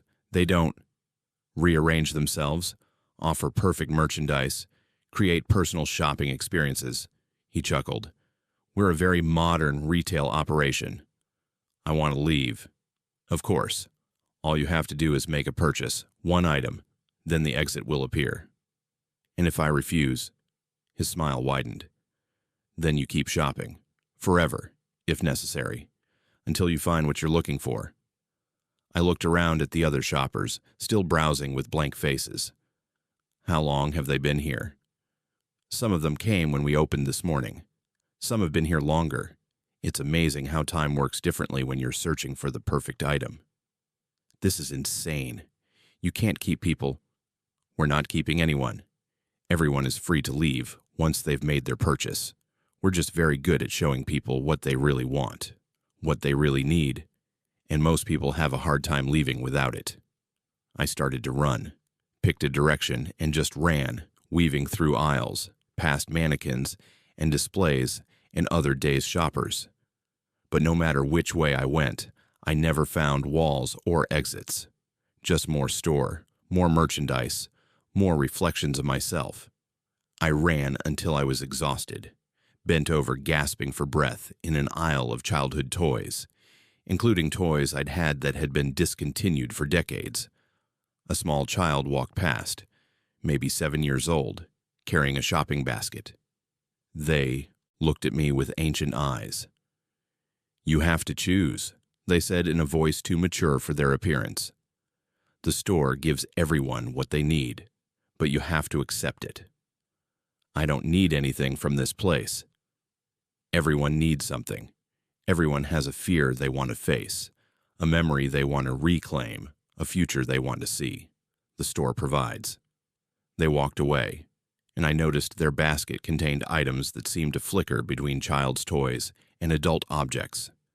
A teddy bear that was also a briefcase, building blocks that were also pills. I forced myself to calm down and think. The manager had said I needed to make a purchase. Fine. I'd buy the cheapest thing I could find and get out. I found an aisle of simple items, plastic pumpkins, candy bowls, paper decorations. I grabbed a plastic pumpkin bucket, the kind kids use for trick-or-treating. It was marked at $2.99. The moment I picked it up, it felt wrong in my hands, too heavy. I looked inside and saw images swirling in the orange plastic, memories of my own childhood Halloweens. Happy memories, but also sad ones. The year my parents got divorced. The year my best friend moved away. Every Halloween disappointment and joy, all trapped in this cheap plastic bucket. I put it down quickly, and it shattered on the floor. A sales associate appeared instantly. "Broken merchandise must be purchased," she said with that unwavering smile. "It just slipped. Store policy. That'll be $2.99, plus the memories contained within. Those are priceless, of course, but we'll consider them paid for in the experience." "What does that mean?" "You'll see when you complete the transaction." I felt like I was going insane. I walked away from the broken bucket, the associate's smile following me. Every item I touched, every piece of merchandise I examined, came with a price beyond money. The store wanted something from me. Memories, experiences, pieces of my identity. I found myself back at the central display with my face mask. The manager was waiting there. "You're starting to understand," he said. "This is Halloween," I said slowly. "The night when the veil is thin, when things that shouldn't be possible become real." "Very good. And we're a Halloween store, not for Halloween, but of Halloween. We exist in that thin space. We offer what people really want, but the price is always more than they expect. What happens if I buy that mask, my own face? You get to be yourself forever, perfect self-acceptance. No more wondering what others think. No more trying to be someone else. You become completely, utterly yourself, unchanging, uncompromising. That sounds like a nightmare. For some. For others, it's exactly what they need. The question is, what do you need? I looked around the store, this impossible place that knew everything about me, that had created a physical manifestation of my entire existence, and I realized the truth. I didn't know what I needed. That was the problem. I'd been drifting through life, unsure of who I was or what I wanted. The store had latched onto that uncertainty and expanded it into this endless maze of possibilities. I need to accept that I don't know, I said out loud. I need to be okay with not having all the answers. The manager's smile changed, became almost sad. Interesting choice. I'm not buying anything. I'm leaving, without a purchase. That's not how it works. Yes, it is, because the store feeds on certainty, on people who know exactly what they want or fear. But I'm choosing uncertainty. I'm choosing not to engage with this place's logic. I closed my eyes and started walking. Not running, not searching desperately, just walking calmly, accepting that I might walk forever, accepting that I didn't know where I was going. And suddenly I felt cold air on my face. I opened my eyes, and I was standing in the strip mall parking lot, the morning sun bright after the dim interior. My car was still there where I'd left it. I turned to look at the store, but the storefronts were empty again. Dark windows. For lease signs. No trace of Hallows Eve Emporium. My phone had signal again. It showed I'd been in there for 40 minutes, though it had felt like hours. I got in my car and drove to work, shaking. When I got there, my boss mentioned I looked pale and asked if I was okay. I said I was fine. That night, October 30th, I drove past the strip mall again. Dark, empty, normal. On Halloween morning, I took a different route to work. I didn't want to see if the store had returned. But that night, after trick-or-treaters had come and gone, I dreamed about the store. In the dream, I walked back through those endless aisles, and this time I found what I'd been looking for all along. Though when I woke up, I couldn't remember what it was. Sometimes, late at night, I still wonder, did I really escape? Or did I make a purchase without realizing it? Did I leave something behind in that store, some piece of myself that I needed? Because ever since that day, I've felt slightly different. Like I'm not quite the person I was before. More certain in some ways. More lost in others. And every Halloween since 2016, when I drive past that strip mall, I swear I see lights inside those empty storefronts. Just for a moment. Just long enough to make me wonder if the store is still there, waiting. If it was ever really gone at all. Maybe one Halloween I'll stop and go back inside. Maybe I'll find out what I really bought that day. Or maybe some mysteries are better left unexplored, some stores better left unvisited, and some prices better left unpaid. But every October 30th, I take a different route to work, just in case. My name is Rowan, and the poster stapled to the telephone pole showed my face, my name, and a date. Today's date, 10 years ago. According to the poster, I'd been missing since 2001, never found, presumed dead. I was chaperoning a group of kids on Halloween 2011 in my Minnesota neighborhood. Standard suburban Halloween stuff, walking behind a pack of excited 8-year-olds dressed as superheroes and princesses. Making sure they looked both ways before crossing streets, reminding them to say thank you at every house. It was a perfect autumn evening. Clear sky, temperature in the low 50s, leaves crunching underfoot. The kind of night that makes you remember why you love Halloween. We'd been at it for about 45 minutes when I noticed the poster. It was old, weathered, the paper yellowed and peeling at the edges like it had been there for years. But the face on it was unmistakably mine. Not similar. Not close. Mine. The exact photo from my driver's license from 2001. My hands started shaking as I read, missing person name, Rowan age, 21. Last seen October 31st, 2001. Location, my neighborhood. Description, my exact description. If found, contact. Police number. The kids were getting ahead of me. I called for them to wait and stared at the poster, trying to make sense of it. This had to be a prank. Someone had photoshopped my face onto a missing poster for, what? A Halloween joke? But the paper was old. Really old. And when I reached up to touch it, the texture was wrong. Sun-damaged, brittle from weather exposure. This poster had been here for years. I pulled out my phone and took a picture of it. Then I pulled the poster down, folding it carefully and putting it in my pocket. "Are you okay?" one of the moms in our group asked, walking back to where I'd stopped. "Yeah, just thought I saw something. Let's keep going." But I couldn't focus after that. The kids' laughter sounded distant. The decorated houses seemed surreal. Everything felt slightly off, like I was watching it all through thick glass. At the next corner, I saw another poster. Same face, same information, this one on a utility pole. I pulled it down too, and then I saw another, and another. They were everywhere, all along our trick-or-treating route. Some were so weathered they were barely legible, but they were all the same, all showing my face, all saying I'd gone missing on October 31st, 2001, 10 years ago tonight. "Excuse me," I said to an older man handing out candy. "How long have those posters been up?"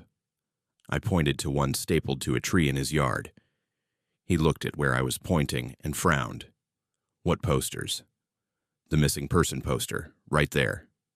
He looked again, squinting. "I don't see any poster. You feeling all right?" My stomach dropped. I walked over to the tree and pointed directly at it. "This, right here." He followed my finger and stared at the exact spot where the poster was. "There's nothing there. Maybe you should head home. You look pale." I pulled the poster down and held it up to him. "This. Can you see this?" He looked at my empty hands, or what appeared empty to him, with concern. "I think you might need to sit down." I looked down. I was holding the poster. I could see it clearly, but to him, my hands were empty. The kids' parents were starting to notice something was wrong. One of them offered to take over chaperoning duties. I mumbled something about not feeling well and headed home, my pockets stuffed with posters only I could see. Once inside my house, I spread them out on the kitchen table. 8 posters, all identical, all weathered and yellowed with age. I photographed each one with my phone, but when I looked at the photos, they showed empty telephone poles and trees. The posters didn't appear in the digital images. I called my girlfriend. She lived across town, and we'd been together for 3 years. "Hey, weird question," I said when she answered. "How long have we been dating?" 3 years. Why?" "And when did we meet?" "Halloween 2008. You came to my costume party. Are you feeling okay?" "What was I dressed as?" A pause. "You weren't wearing a costume. You said you didn't do Halloween. You seemed sad about it, actually. I always thought that was weird, but you never wanted to talk about it." I didn't remember that. I remembered meeting her, remembered the party, but in my memory, I'd been wearing a costume. A zombie, I thought. But now that I tried to hold on to that memory, it felt slippery, uncertain. "Do you remember anything about me from before 2008? I asked. Another pause, longer this time. "Not really. You never talk about your past much. I always figured you were private. Why are you asking this?" "I found something tonight. Can you come over?" "I'm at my sister's. Can it wait until tomorrow?" Yeah, it can wait." But it couldn't. I hung up and started digging through my apartment, looking for proof of my existence before 2008. Photos, documents, anything. I found my current driver's license, issued in 2009. My passport, issued in 2010. My college diploma, dated 2007.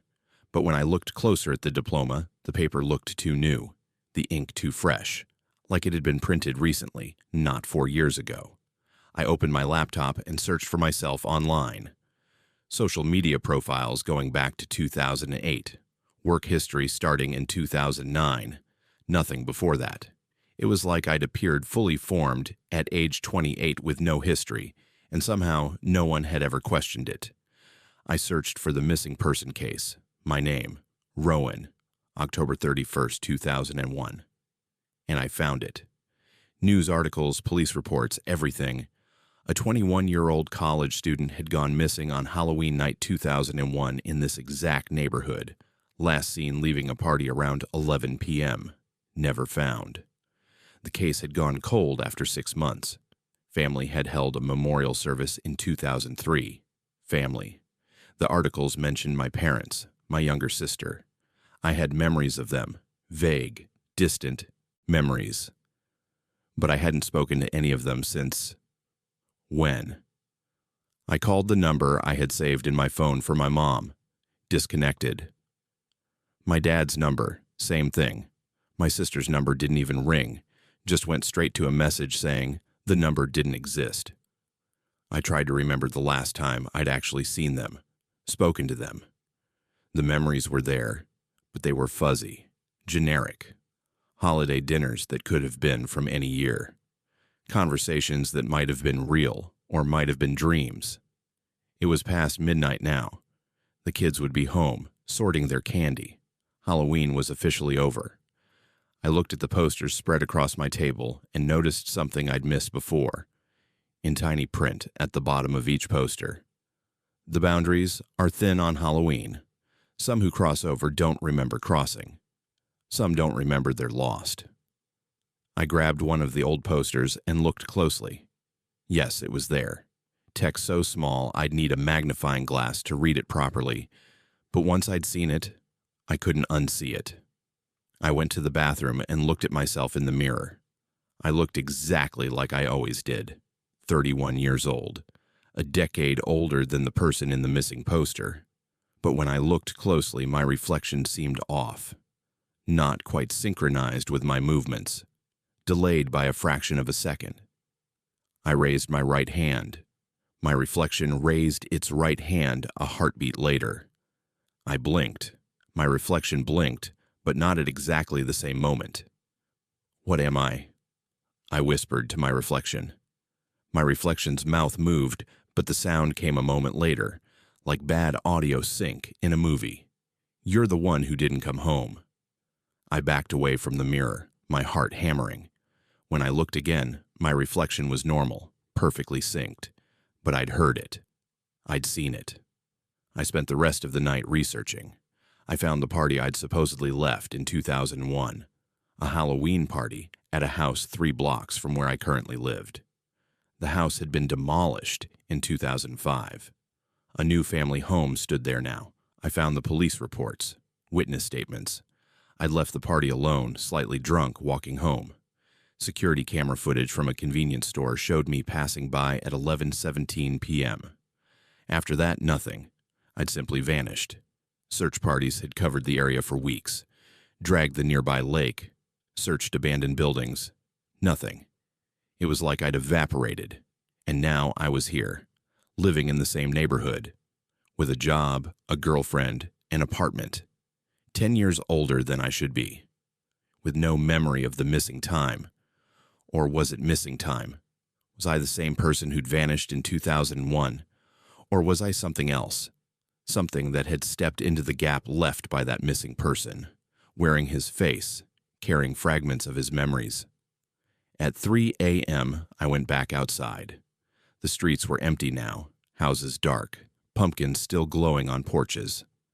I walked the route to where that party house used to be. The new house stood silent.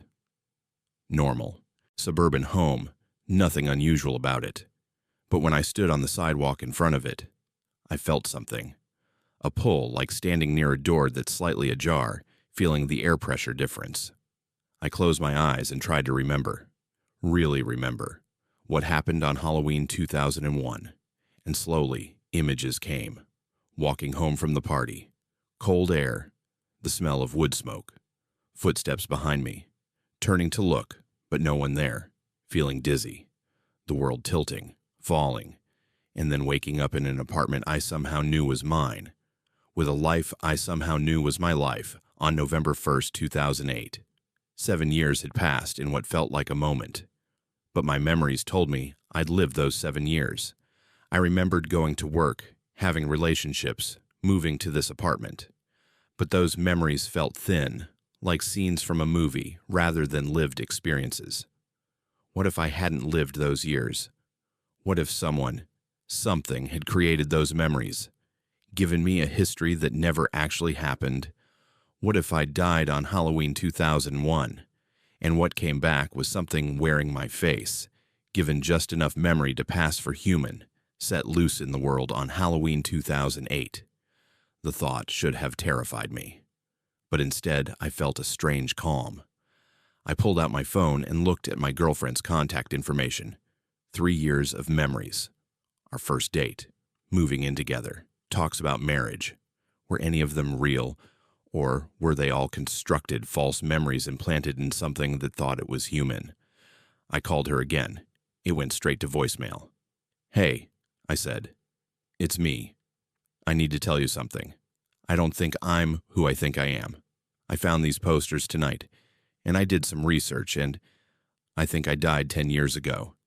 I think whatever I am now, I'm not the real version of me. I'm sorry if that doesn't make sense. I'm sorry if I'm not real." I hung up and walked back to my apartment. Inside, I gathered all the posters and laid them out. In the better light, I could see more of that tiny text at the bottom. The boundaries are thin on Halloween. Some who cross over don't remember crossing. Some don't remember they're lost.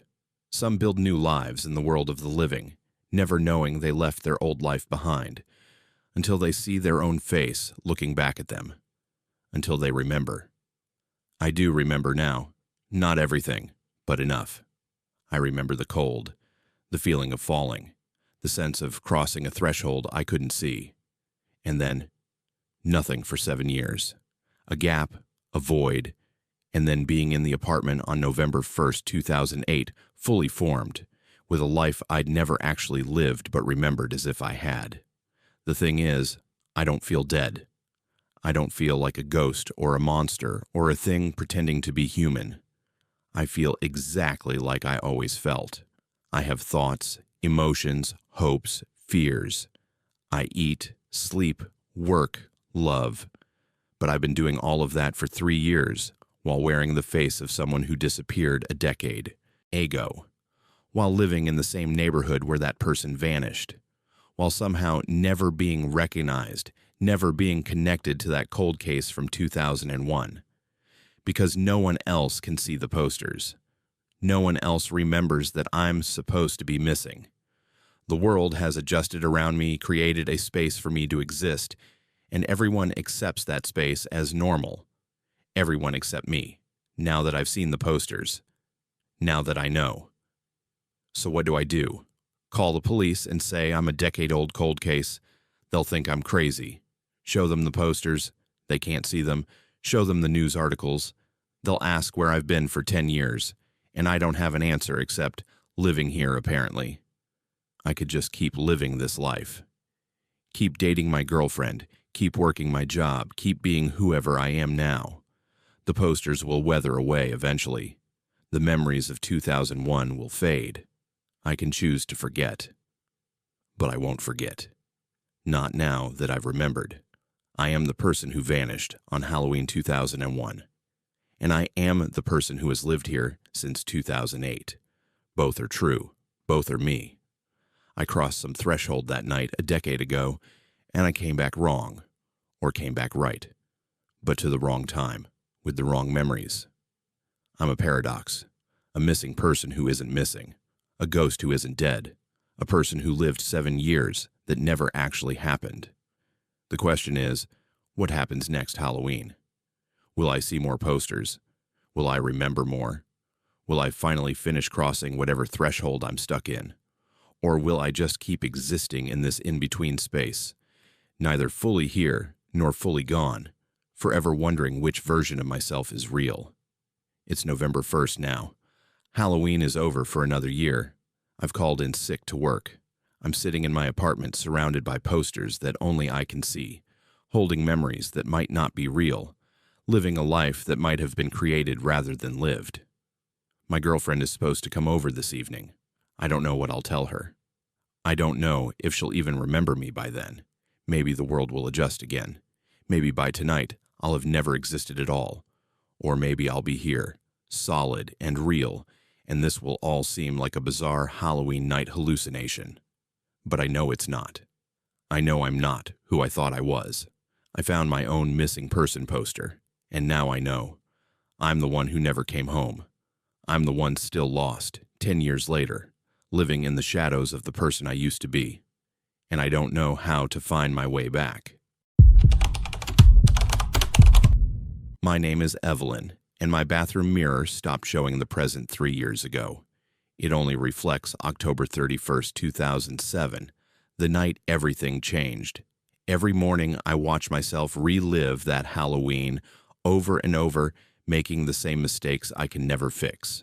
I bought the antique mirror at an estate sale in New Mexico in 2010. The house belonged to an artist who died alone, and everything was being sold off cheap. The mirror was beautiful, an ornate Victorian piece with a gilded frame covered in carved pumpkins and autumn leaves. Halloween-themed, which felt appropriate since I'd always loved the holiday. It hung perfectly in my bathroom. For the first few weeks, everything was normal. I'd brush my teeth, check my reflection, go about my day. Just a mirror. Then one morning in November 2010, I noticed something odd. My reflection was wearing a costume, a werewolf mask pushed up on my head, fake blood on my shirt. I looked down at myself. Regular clothes, looked back at the mirror, still in costume. I blinked, rubbed my eyes. The reflection flickered and suddenly matched reality again. Must have been tired, I thought, working too many double shifts.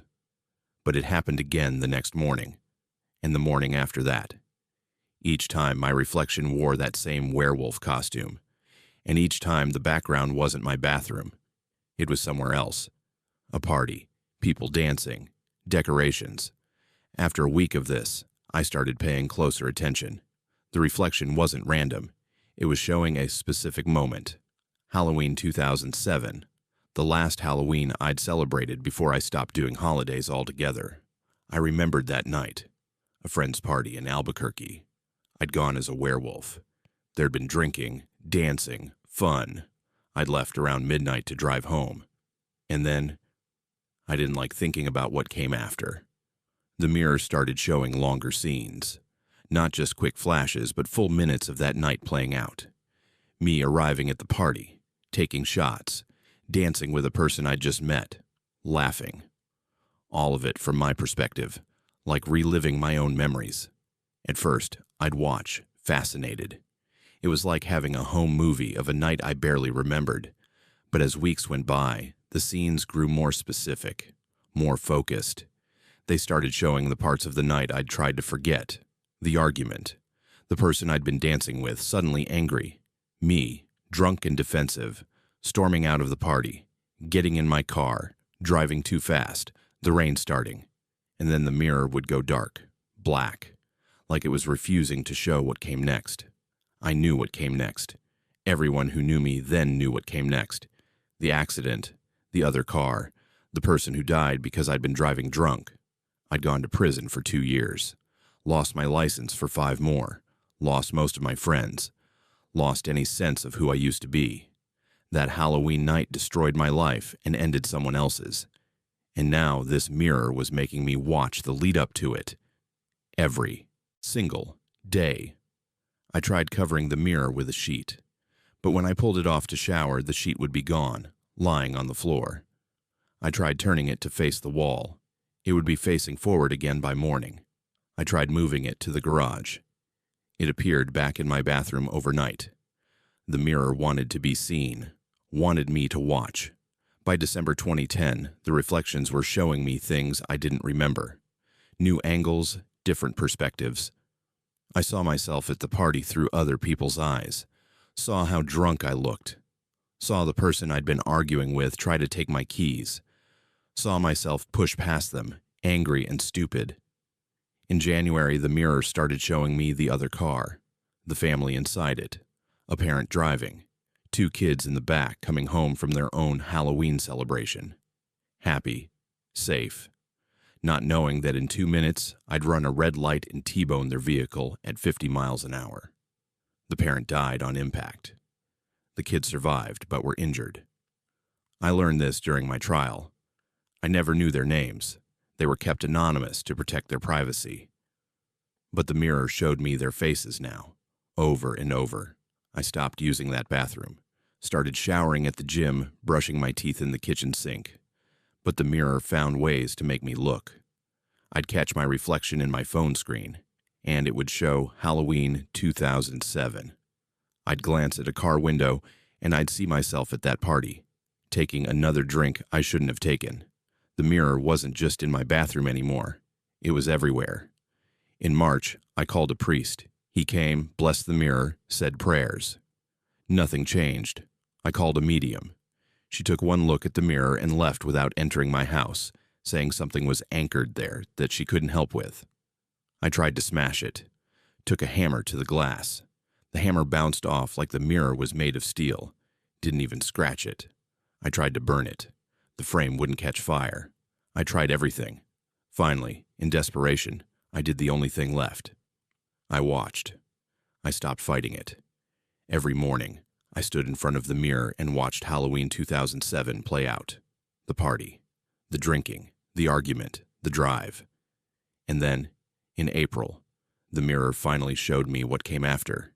The impact, the crumpling of metal, the screaming, my own screaming, the sirens, the ambulance, the hospital, the police, the cell, all of it in excruciating detail.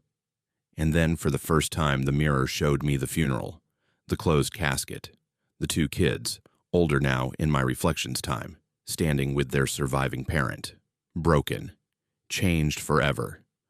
I watched myself destroy 3 lives that night, 4, counting my own. When the scene ended, my reflection looked directly at me, not where the mirror should show me standing, but actually at me, making eye contact across time or reality or whatever separated us. You need to remember, my reflection said, every day.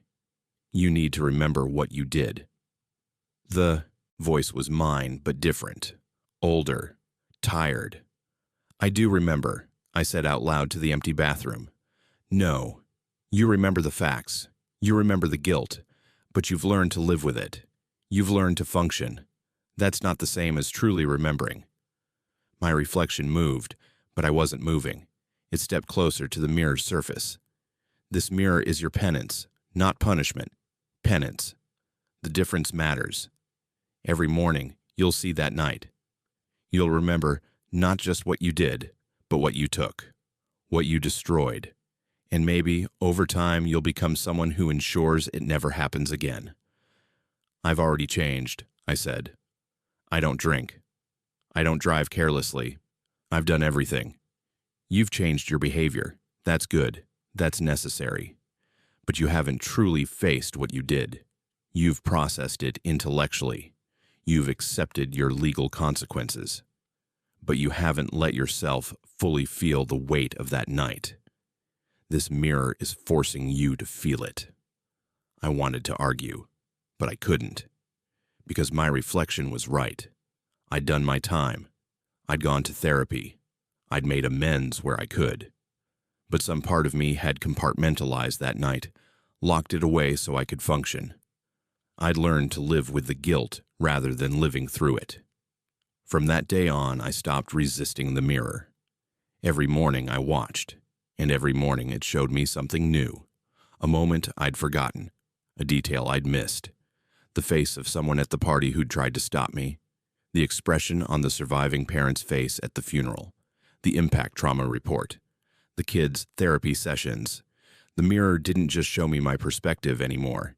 It showed me all the perspectives, all the ripples from my one terrible decision.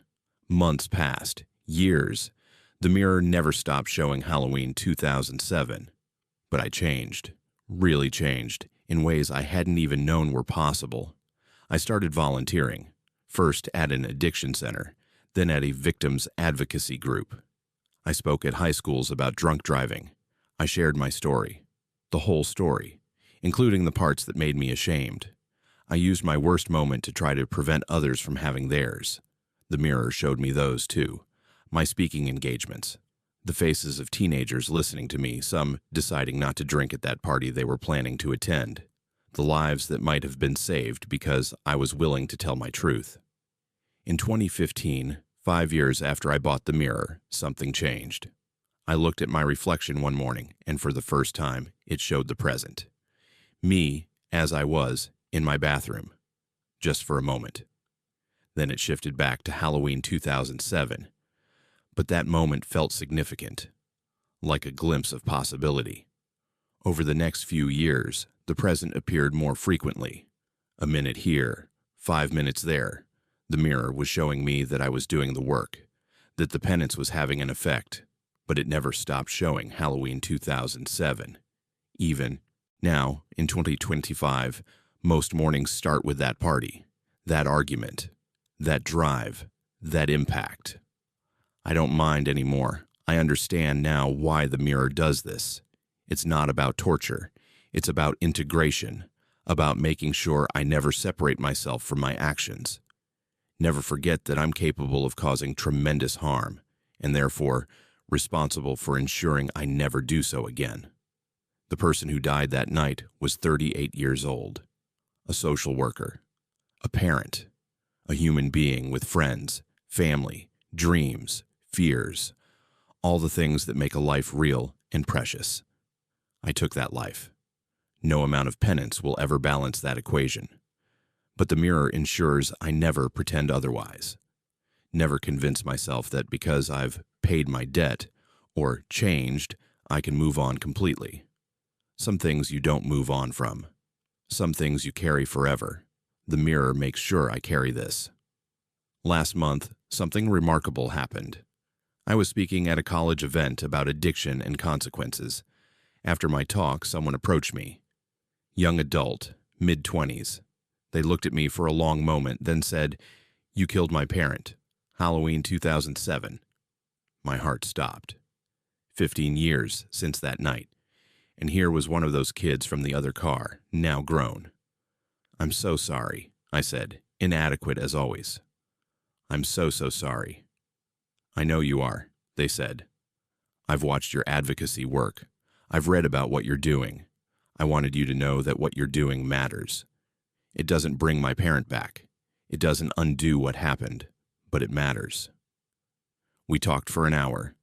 They told me about their life, their struggles with PTSD from the accident, their therapy, their sibling who had it even harder. They told me they'd spent years hating me, rightfully so, but they'd also spent years in therapy learning that carrying that hate was destroying them. They'd come to my talk not to confront me, but to see if I was real, if my remorse and my work were genuine or performative. "I think I needed to see that you carry it too," they said, "that you haven't forgotten, that you're not letting yourself off easy." When I got home that night, I looked in the mirror. It showed me that conversation, me and them, talking, crying, beginning the impossible work of something that wasn't quite forgiveness, but wasn't hate either. Then it showed me Halloween 2007 again, the party, the drive, the crash, as it always did, as it always will. But this time, it also showed me something new. The kids from the other car, grown now, surviving, building lives, still damaged, still struggling, but surviving. And it showed me my speaking events, the teenagers who changed their minds, the lives potentially saved. The mirror was showing me the full ripple effect now, the destruction I caused, but also the small acts of prevention I'd managed since.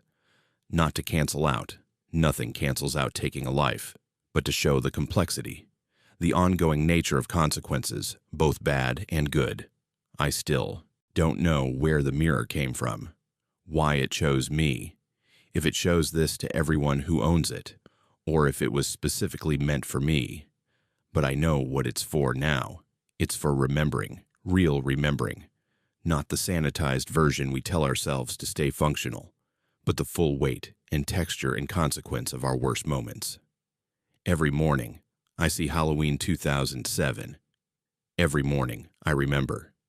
And every morning, I make the choice to do better, to be better, to use my worst night to prevent others from having theirs. The mirror never lets me forget. And I've learned that's not a curse. It's a gift. My name is Clara, and the first time it happened, I thought I was having a psychotic break. But when I reached through the mirror and felt my own hand reach back, I knew this was something worse.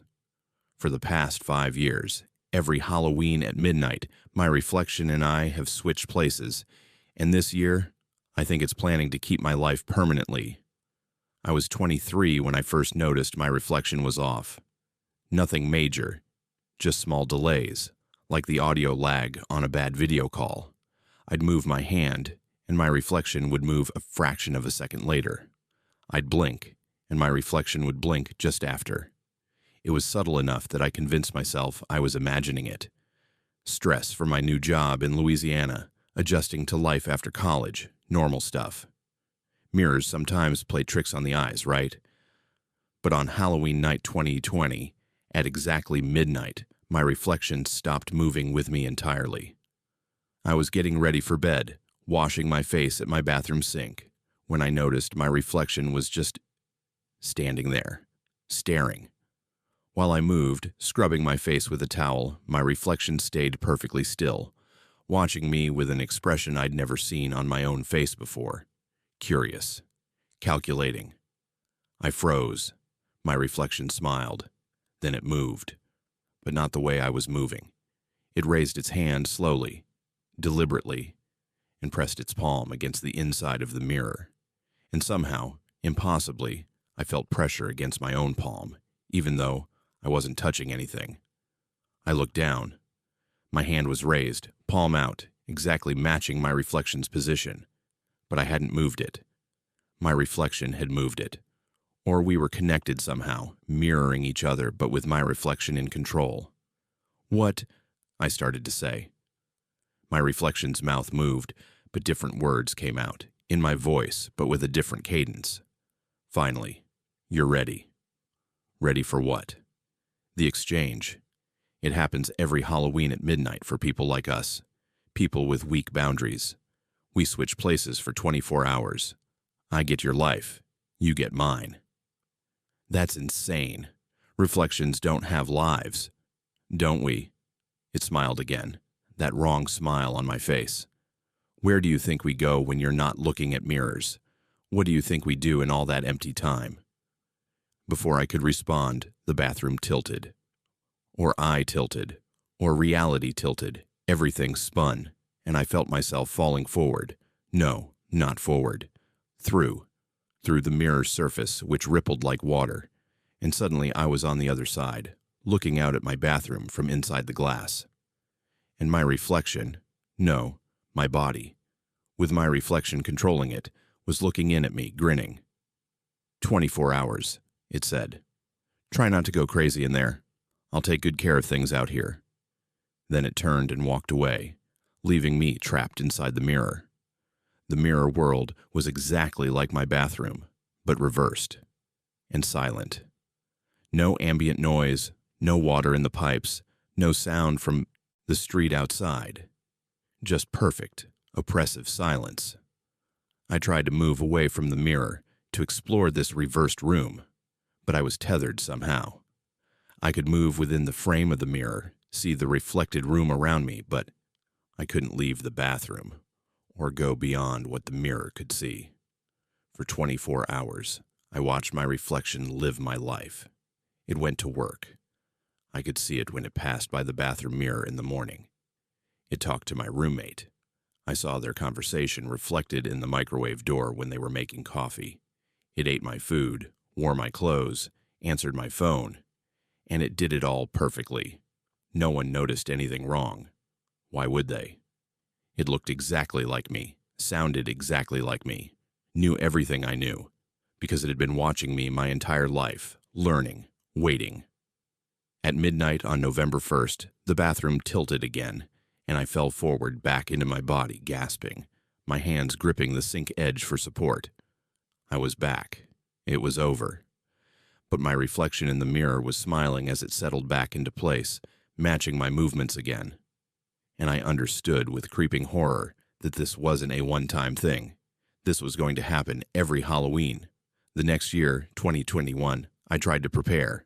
I stayed away from mirrors on Halloween night, covered them all with sheets, stayed in a room with no reflective surfaces.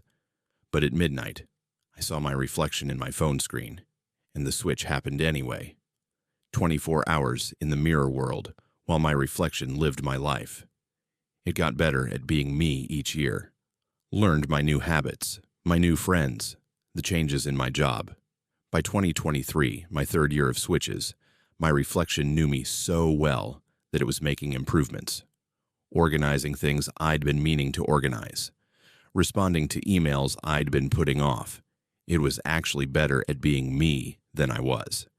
And that scared me more than anything. 'Cause if my reflection could be me better than I could, what did that say about my own reality, my own identity? By 2024, my fourth year, I started noticing changes.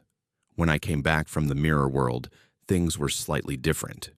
A new friend I didn't remember making but who clearly knew me well. A promotion at work I didn't remember earning. A routine at the gym I didn't remember starting. My reflection was building a life during those 24 hours. A better life than I was capable of building myself. And slowly, year by year, it was replacing me. This year, 2025, I decided to fight back. I researched folklore about reflections, doppelgangers, entities that live in mirrors. Most of it was useless myths and superstitions. But I found one account from a woman in the 1800s who claimed her reflection had tried to trap her permanently. She wrote that reflections need consent. They can't take your life permanently unless you give up, unless you stop wanting to come back. The switch happens automatically every Halloween, but the return only happens if you fight for it. If you accept that the reflection is better at being you, if you give up your claim to your own identity, the switch becomes permanent. I realized with cold certainty that's what my reflection had been doing, showing me year after year that it could be me better than I could, wearing me down, making me doubt whether I deserved my own life. This Halloween, I made a plan. At 11:45 p.m., I stood in front of my bathroom mirror, ready. "I know what you're doing," I said to my reflection. It tilted its head, that too familiar gesture with that wrong energy behind it. "Do you? You're trying to make me give up, make me think you deserve my life more than I do. Don't I?" It smiled. "I'm more organized, more successful, better at relationships. I've improved everything you neglected. Your friends like me better. Your boss respects me more. I'm the version of you that you're too lazy and self-sabotaging to be." Its words hurt because they were partially true, but I'd spent the year preparing for this.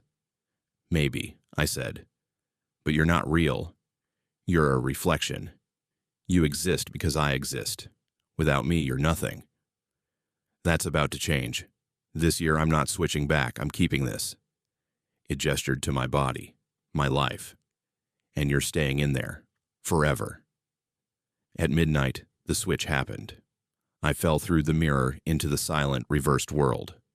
But this time, I was ready. I'd learned something during my research. Reflections are bound by certain rules. They can only exist in relation to the original. If I could sever that connection somehow, the reflection would lose its power over me. The problem was figuring out how to sever a connection from inside the mirror. I spent hours in that silent bathroom, thinking. The mirror showed my bathroom, but reversed. Everything was backwards, including potentially the rules that govern this place. In the real world, reflections follow the original. But in the mirror world, I was the reflection, which meant maybe, in here, I could make the real world follow me. At midnight, though time felt strange in the mirror, I stood exactly where I'd been standing when the switch happened. And I focused all my will on one thought. I am the original. The reflection follows me, not the other way around.